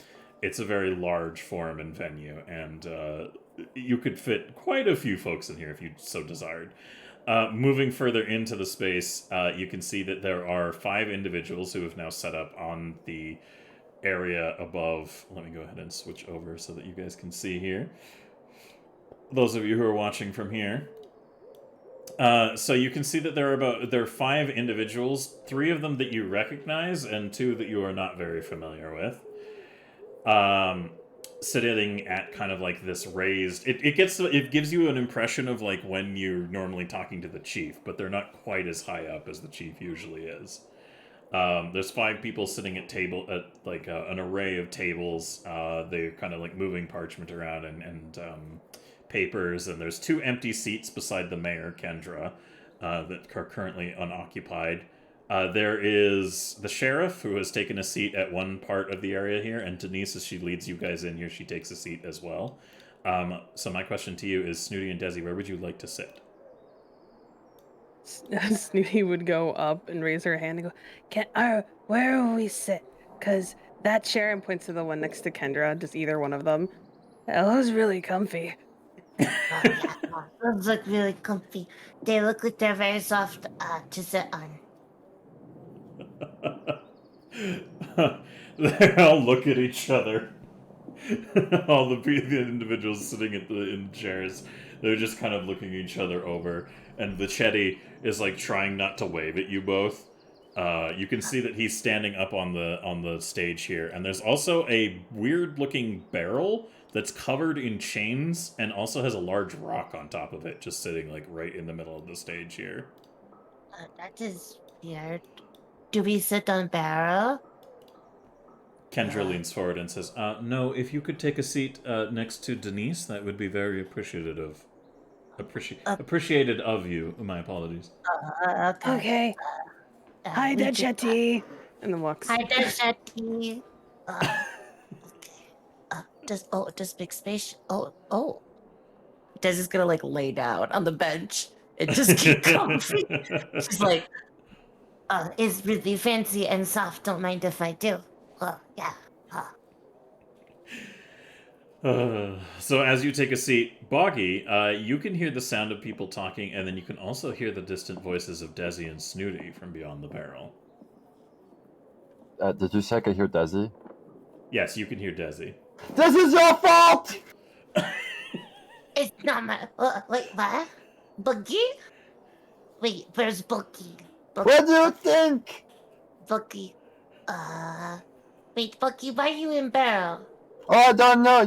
One time I was, trying to run into someone's house to get away from a murderous goblin. And then, I get conked in the back of my head, fly into a window, and suddenly I'm in hell. I'm in a barrel.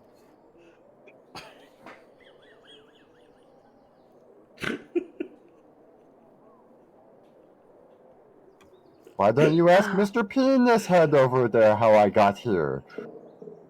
Yeah, his name is Mr. Baylor and Boogie. No, I heard the Baylor's name is Muchacho. Boogie, you know why I had to try to stop you. Shut up, Boogie.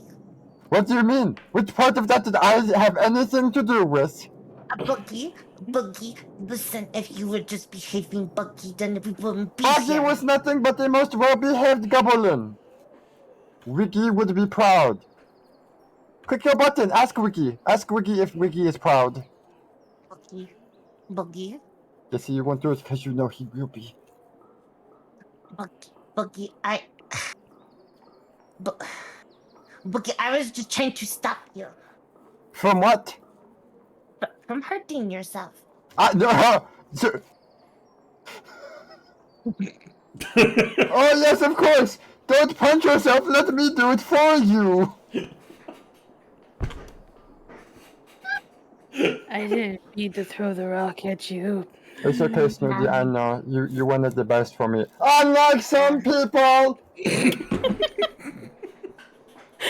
Oh, you don't hate me. I'm so happy. Wait, is the Boogie forgive us? Yep, us. As in myself and Snooty. Oh.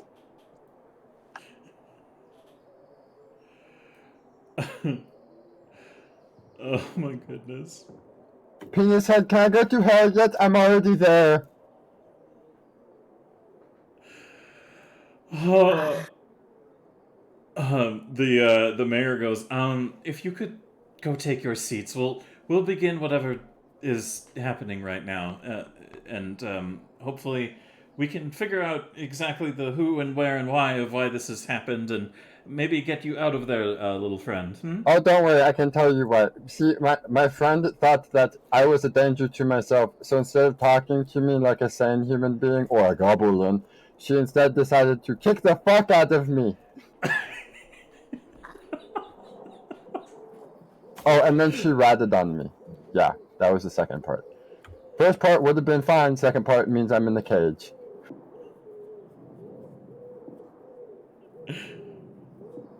Any response, Desi, or are you going to let the proceedings continue? Bucky, I think we talk about this later, Bucky. I can't talk about it later when they ship me off to Guantanamo Bay. Guacamole Bay sounds pretty delicious. I mean, when the chips are down, we go to guacamole. I'm going to orange justice on your grave. So as everybody is seated there they're like all exchanging looks. Kei is laughing. Amiko is just like leaning with one hand on her chin, and she leans over to Ilisari, who's beside her, and she goes, "This is going to be the most interesting thing all day." And he just kind of like nods in agreement, looking a little like sour-faced, but also intrigued. And meanwhile, the guy up here definitely looks like he's a little incensed at the presence of goblins in the town hall, but is also not necessarily giving you like glaring eyes. He just looks kind of a little shocked and startled at your presence, but they've all been kind of briefed on things here, so the overall reaction isn't one of like super like, oh, gasp, goblins. But this gentleman over here still can't seem to contain it. But as they're sitting here and watching all of this unfold, Kendra, the mayor, she takes a gavel and she bangs on the desk and she says, "The trial to determine the innocence of Boggy is called to session. We have the overviewing this pending trial. We have the Honorable Amiko Kaijitsu. We have present here Counselor. Fuck, I need his last name. Ilosara Gandithus, Headmaster of Tarandarok Academy." She gestures over to her right, and she says, "We have also joining us Counselor Abstelar Xantus, the High Priest of the Sandpoint Cathedral." And gesturing further down, we also have the community representative, Kei Tesrani, counselor as well. We are currently marking the absence of the presence of 2 of our normal seats, for reasons that are known. Moving onwards, we are here to address the innocence or their I don't know them. Pardon? Yeah. What? Kendra turns to look at you, Studi. You said that it was known why they not here, but I don't know why they not here. She lowers, like, she looks like she's wearing some reading glasses, and she lowers them down to look at you and says, "Snooty, please only speak up when called upon in the court." Sorry. That's fine. You're new here. You don't know the way things are done. This is a court hearing. I am the ruling judge of this town as appointed to me by the mayoral office. So it is my job here to render a verdict on whether your friend here in the barrel is innocent or guilty of any crimes committed. Oh, okay. Sorry. That Yes, is I am perfectly fine, my guilty. dear. She Of looks- being too cool for this court, I saved you all from the devil. She looks a little like looking at the other counselors, and she goes, would the accused please refrain from interrupting until given notice?" Are you saying the counselor shouldn't speak until I'm speaking? No, Boggy. I'm saying that you should only speak when called upon.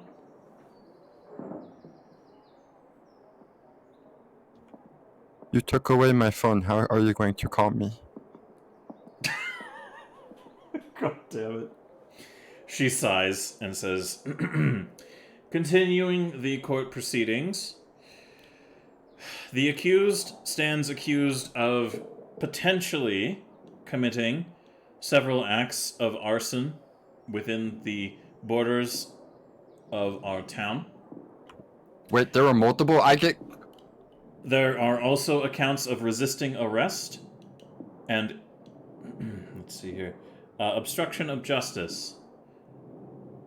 There is also an accusation of the involvement of the death of, let me see here, looking through her notes. Fuck, this is why I needed to organize my shit.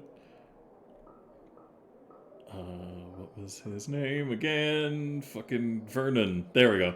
One Mr. Vernon Dolfo, operator of the Trusted Baker's Cart that is commonplace and inhabitant of Sandpoint.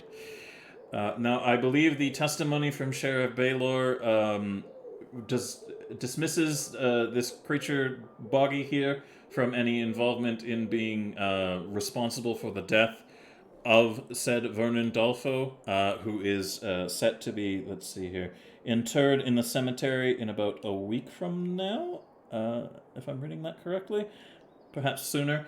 Anyways, the priority of this trial, it would appear, is that our little barrel-bound friend here has been accused of causing the fire, that it consumed the Goblin Squash stables, and also starting a fire within the garrison that was minorly damaging, along with avoiding arrest at the hands of the guards for potential crimes committed. Boggy, how do you plead to these charges? Sorry, Buggy started picking his toes halfway through because he couldn't keep up with all the words. But Boggy, do you plead guilty or not guilty? I told you the only thing I'm guilty of is saving your asses from devils. She sighs and looks over at Ilisari, who takes a nod and says, "Let the record know that the defendant declares not guilty." Moving on. Are we putting out an EP? She sighs and looks at Sheriff Baylor like, "Why did you put this in my lap?" And the sheriff is still green, and just is kind of like staring at her. And also Vachetti is green now too, which everybody has kind of like got a little unnoticed in the whole hubbub. But yeah, for the time being, the sheriff and Vachetti are both green-skinned. And are getting weird looks from some of the counselors as well. Do they also have the power of the Wa, or is it just us? It's just you. They do not have access to good. the pool. For the time being, however, Kendra goes, the council would like to call forth Boggy's traveling companions and friends, Desi and Snooty, to make their case for the defendant. I would like to waive any how the fuck does this even work? I just don't want them talking for me. Kendra looks a little confused and leans forward at Boggy and says, "Does the defendant wish that the witnesses Desi and Snooty not speak their testimony?" Yes, your head honcho-ness. One of them fucking killed me. I did not kill him. I just was, okay, listen. I didn't kill him. Bucky just went a little unconscious is all. Yeah, this glass just wriggled its way into me. It's just how... It's like Jeff Goldblum once told me, life just finds a way to beat the shit out of itself.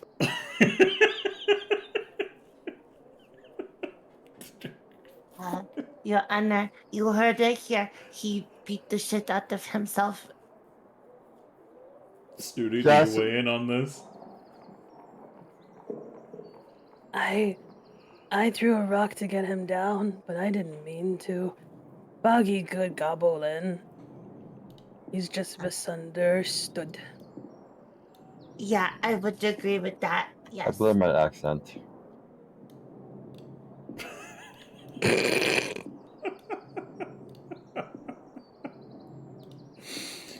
He means well, he just got scared by the guards being so mean to us. Yeah. Boogie, you have to understand, Boogie is normally very little, and big people trying to chase you makes Boogie panic, is flight or fight response. Yes. And Boogie chooses both. Hello. Yes. Whoever keeps talking to me who is not Desi, will you please tell Desi, she does not speak for Buggy. Desi, I think you don't speak for Boggy. I think that's what he just said. Thank you, Snoopy. I heard, but you know what? She's gonna cross her arms and lay on the bench. But Boggy good goblin. Yeah, Boogie. He Kendra looks at you and says, "Am I to understand that the witnesses Desi and Snooty are only happy to provide testimony to the character of Boggy and not at this time provide a defense for his position?" Well, he told us not to. Yeah, that. What if he's saying don't help Buggy, but I help Buggy anyway? Is that okay? I'm still going to Yes. earn justice on your grave. In your, she looks at the barrel and sighs and goes, "In a court of law, your testimony and your statements are permitted regardless of what the defendant wishes." Oh, okay. Then Okay. Then Snooty stands up a little bit, just to, even though it like makes her even shorter than what she was being on the bench. And she goes, Boggy doesn't know any better. That's all I can really say. I wasn't there. I was trying to catch up to them because they ran off from the cart and I lost them. And then I came back and there was Dentist and Gem. And then we found Desi and Boggy. That's all I know and that's all I have seen.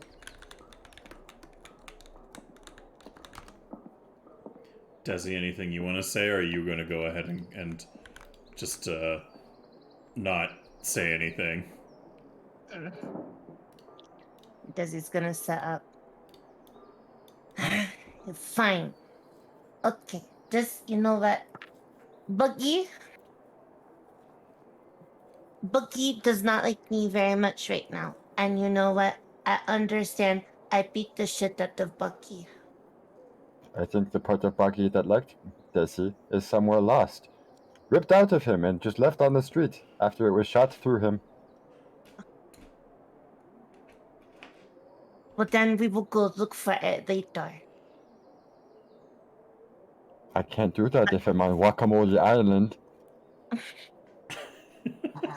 I'm going to do best not to have you on Guacamole Island, okay? Buggy, shush, for 1 minute. Quiet, listen. Buggy. Buggy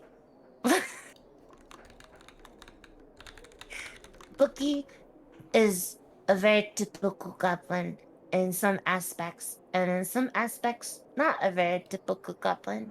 You see, Buggy is scared of lots of things. He's very tiny.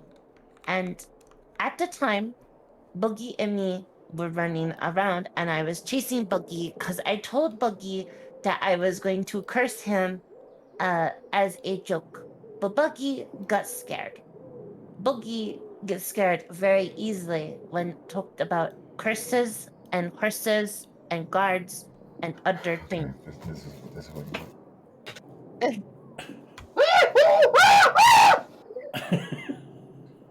As demonstrated by my choice of words with Buggy, this is a natural reaction. As you can see, it is reflexive.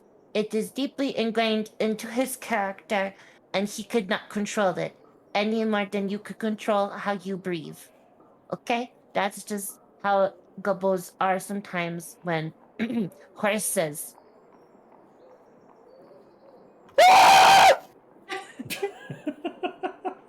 Curses and guards are mentioned. For further proof, I can say those words again. but Boogie might actually start freaking out. Kendra smacks the gavel on the desk and she says, "Would the defendant please refrain from screaming?" Boggy has been quiet for 1 minute. What are you talking about? Boogie doesn't even know he did that. That's how reflexive. And lots of goblins are like this, especially when you say the H word. So, Boogie, at the time we fell into a house because, your roof's very thin. Did not expect to fall through, and Buggy ran into a little hole in the wall. Wasn't Boggy running from you again? What is... Wait a minute. Boggy have forgotten. Doesn't matter, Buggy. Anyway,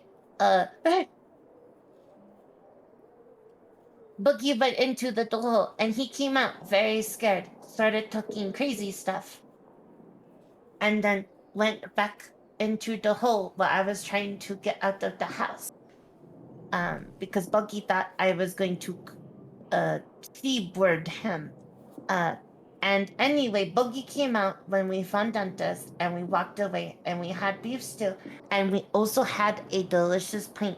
Buggy hid in a bathtub full of water and sank to the bottom because Buggy doesn't need to breathe. So this is what Buggy was doing at the time of the fire.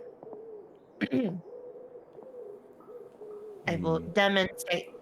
Daisy's gonna lay on her back in the middle of the floor, fold her arms over her stomach, kind of like doing like a float, and just go, "Ah-ga-ga-ga-ga-ga. I am Boogie.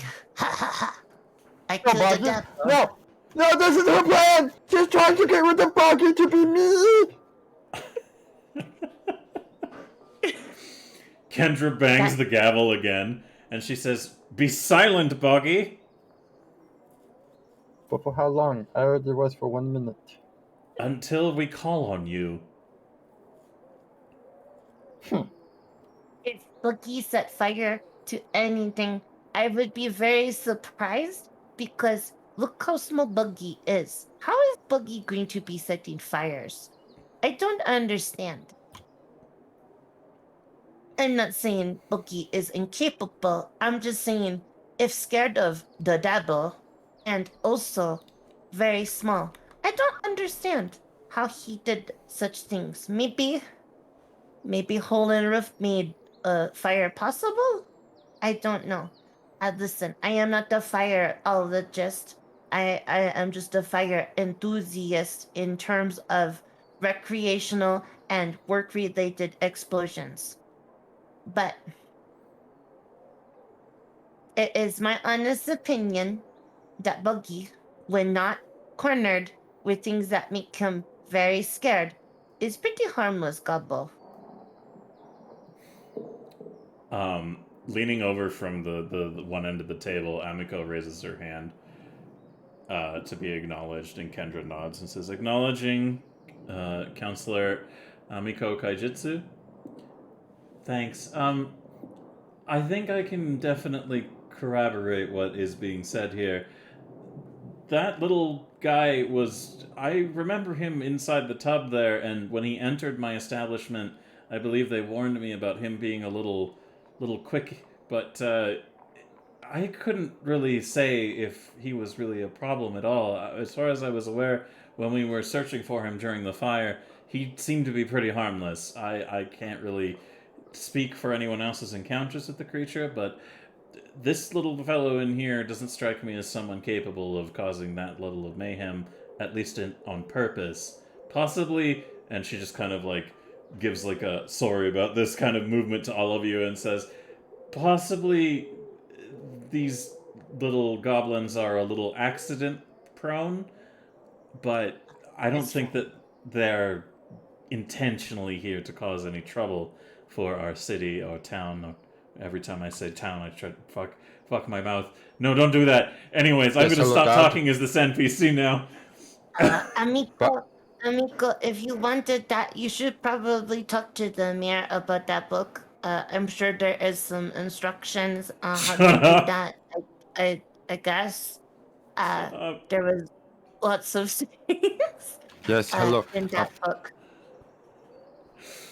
Every time someone says that Buggy is harmless, Buggy would like to try to take sticks out of barrel, please. Okay, go ahead and give me another athletics roll, please. Shoot them. I shoot them with harmless. Is there some goblin bullshit you want used here, or? Question: when you say it like that, does that count?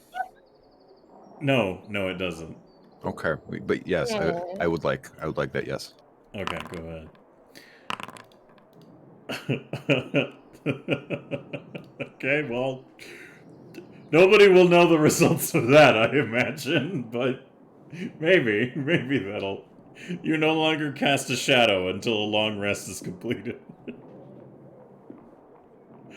So, yeah.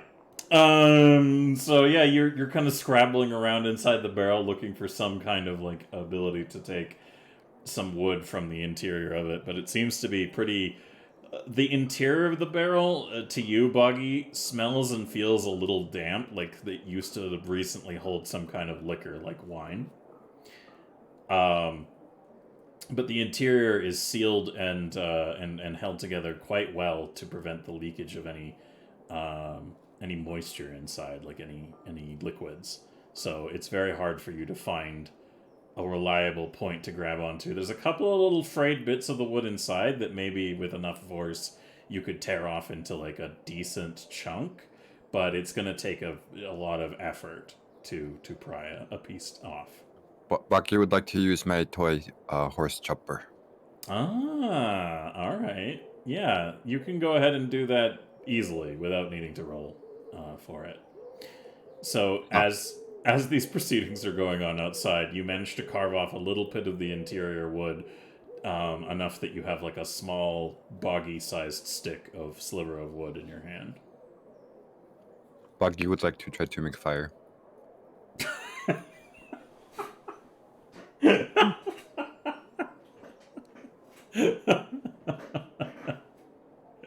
Give me... I'm gonna tell you now, due to the dampness of the interior of this barrel, and you having very limited supplies, I will let you make a survival roll, but it will have to be absolutely outstanding in order to actually cause anything. Would you like this to be at disadvantage? Yes, please. Mm-hmm. I would like to goblin bullshit. Okay. Okay. Ooh, that's pretty high. That's... Sorry, that was without misfortune. One second. Oh, okay. Roll it again with misfortune. Never mind. All right, there are mosquitoes inside the barrel now. Have I blinked yet? You don't blink, we established, I believe. Yeah, so I can see them, but they can't see me, yeah? Yes. Boogie, trust me, if you had gone, I boogie blink, I would have been like, you lost it. But no. Yes, you have perfect night vision as long as that blessing remains upon you from the bullshit. Yeah.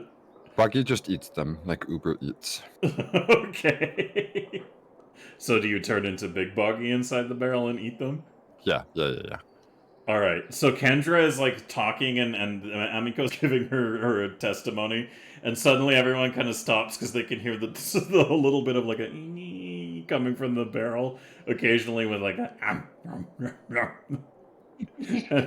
and Kendra like stops and she looks at Vachetti and goes, "Was the defendant given any food?"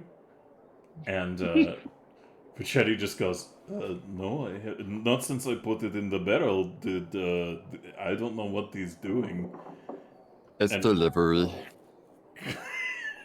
Kendra leans forward, quizzically looking at the barrel and goes, "I thought you searched the creature for any potential other little bits and pieces that and never mind, it's fine. Continue, Amiko." And Amiko just nods and she says, "Anyways, long testimony short, these three and their little companion, who seemed probably potentially the slowest of them all, was not a threat to me, and I've dealt with my fair share of goblins." And she like inclines her head a little bit. "These four don't strike me as the usual fare that I've encountered out on the road." And Kei raises her hand. And Kendra looks over at her and nods, and Kei goes, and I got to know this little fellow only briefly when he entered my establishment, but he seemed quite uninformed of a great many things. It was my pleasure to escort him over to Denise's home and impart upon them some finer details of what my establishment's purpose is that it serves here in town. But when I was traveling with this little one and helping him find his way to Denise, I didn't really strike me as any malicious intent. He seemed pretty... Well, I mean, there was the pig. Sorry, the what? It was a piglet. I'm not entirely sure why it was involved, and it was gone quite as soon as it had come, but I believe that this creature is perhaps a little bit mischievous, but I don't believe we've thrown anyone in jail as of yet for causing a little mischief. And Kendra nods her head, and she says, well, what I've heard from these two, pointing at Snooty and Desi, they seem very eager to defend the character of their little friend here, Boggy. Sheriff, did you reveal any extra information about the interrogation at hand with this creature?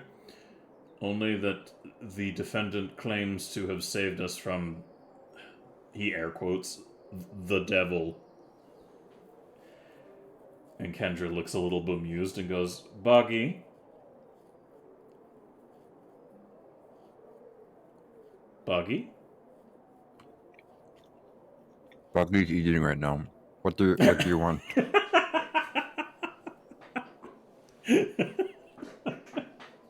But Kendra leans forward and says, Boggy, is it true that you believe to have saved the town from some sort of demonic presence? I told you I'm only guilty of one thing. How come I have to listen to you, but you don't have to listen to my Buggy ramblings?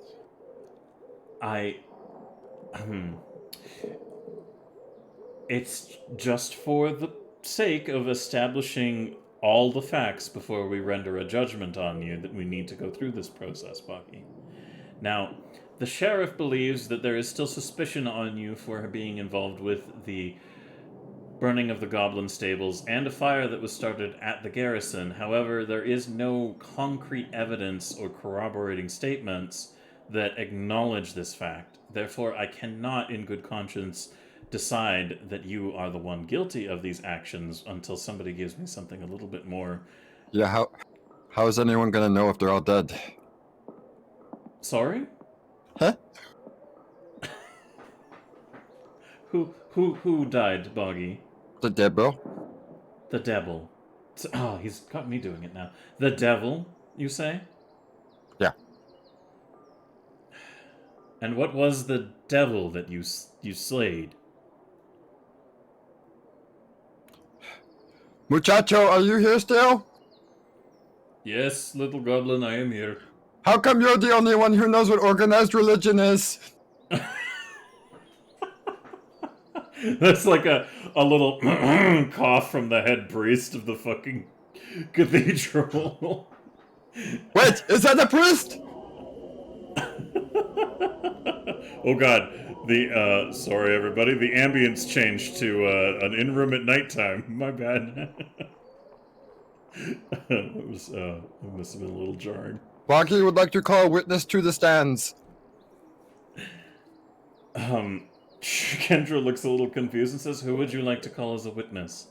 The cool priest.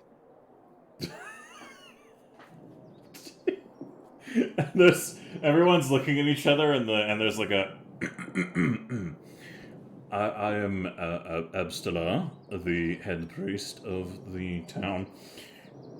I was not present during the fire until the late stages of its containment. I'm afraid I'm not a great witness for this. What are you asking for me as a witness for, Boggy? When you kill a devil, is there anything left over? He looks a little like on the spot. I gotta give a religion roll for him.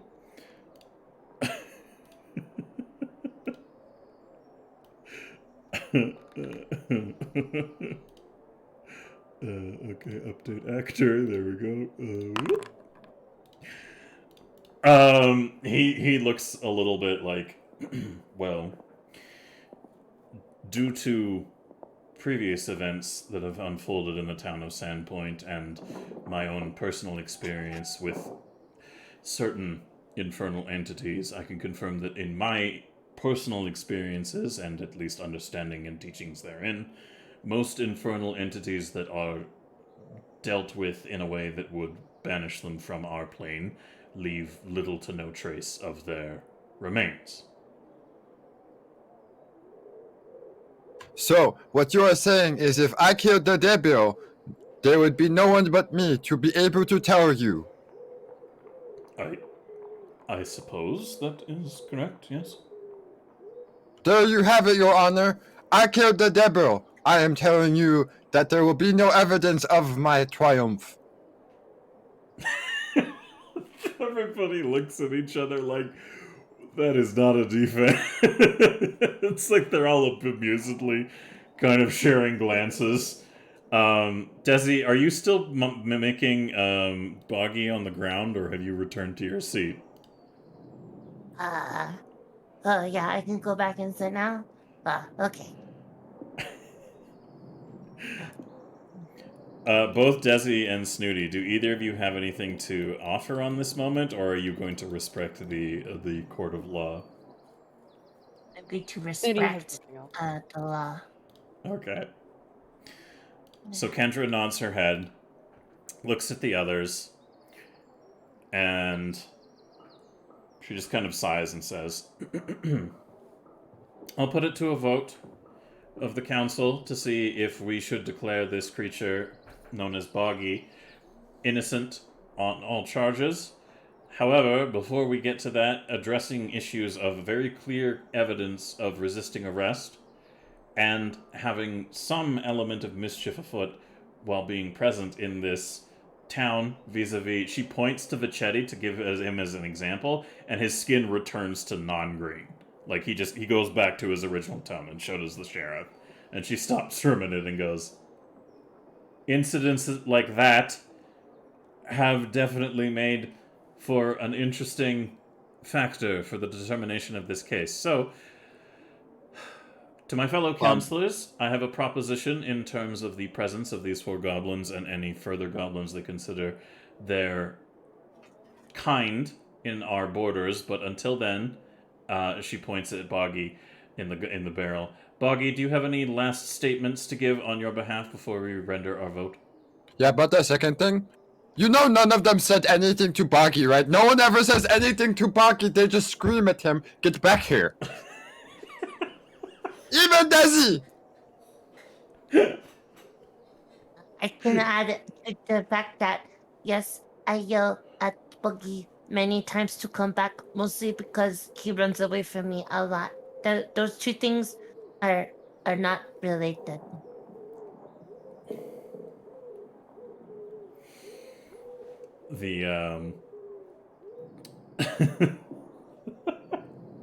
Everybody just kind of looks at each other, like, and Kendra just leans forward and says, are you telling me that you were incapacitated without anyone having given you the notice of your arrest, or that you should be halting the actions that you're currently engaged in? Or were currently engaged in? No, all they said was get back here. I see. And did you not question as to why they were asking that? No, when you have people chasing you with big billy clubs, you're like, oh yeah, let me get some of that. I think I found a section in book that maybe says that maybe what miracles were. Maybe? Fuck. She sighs and says, thank you. That is all for the testimonies from the defendant and witnesses, pointing to you, Desi. Okay. She kind of lays her hands on the table and looks at the counselors. Counselors, please submit your votes and pass them along to me, and I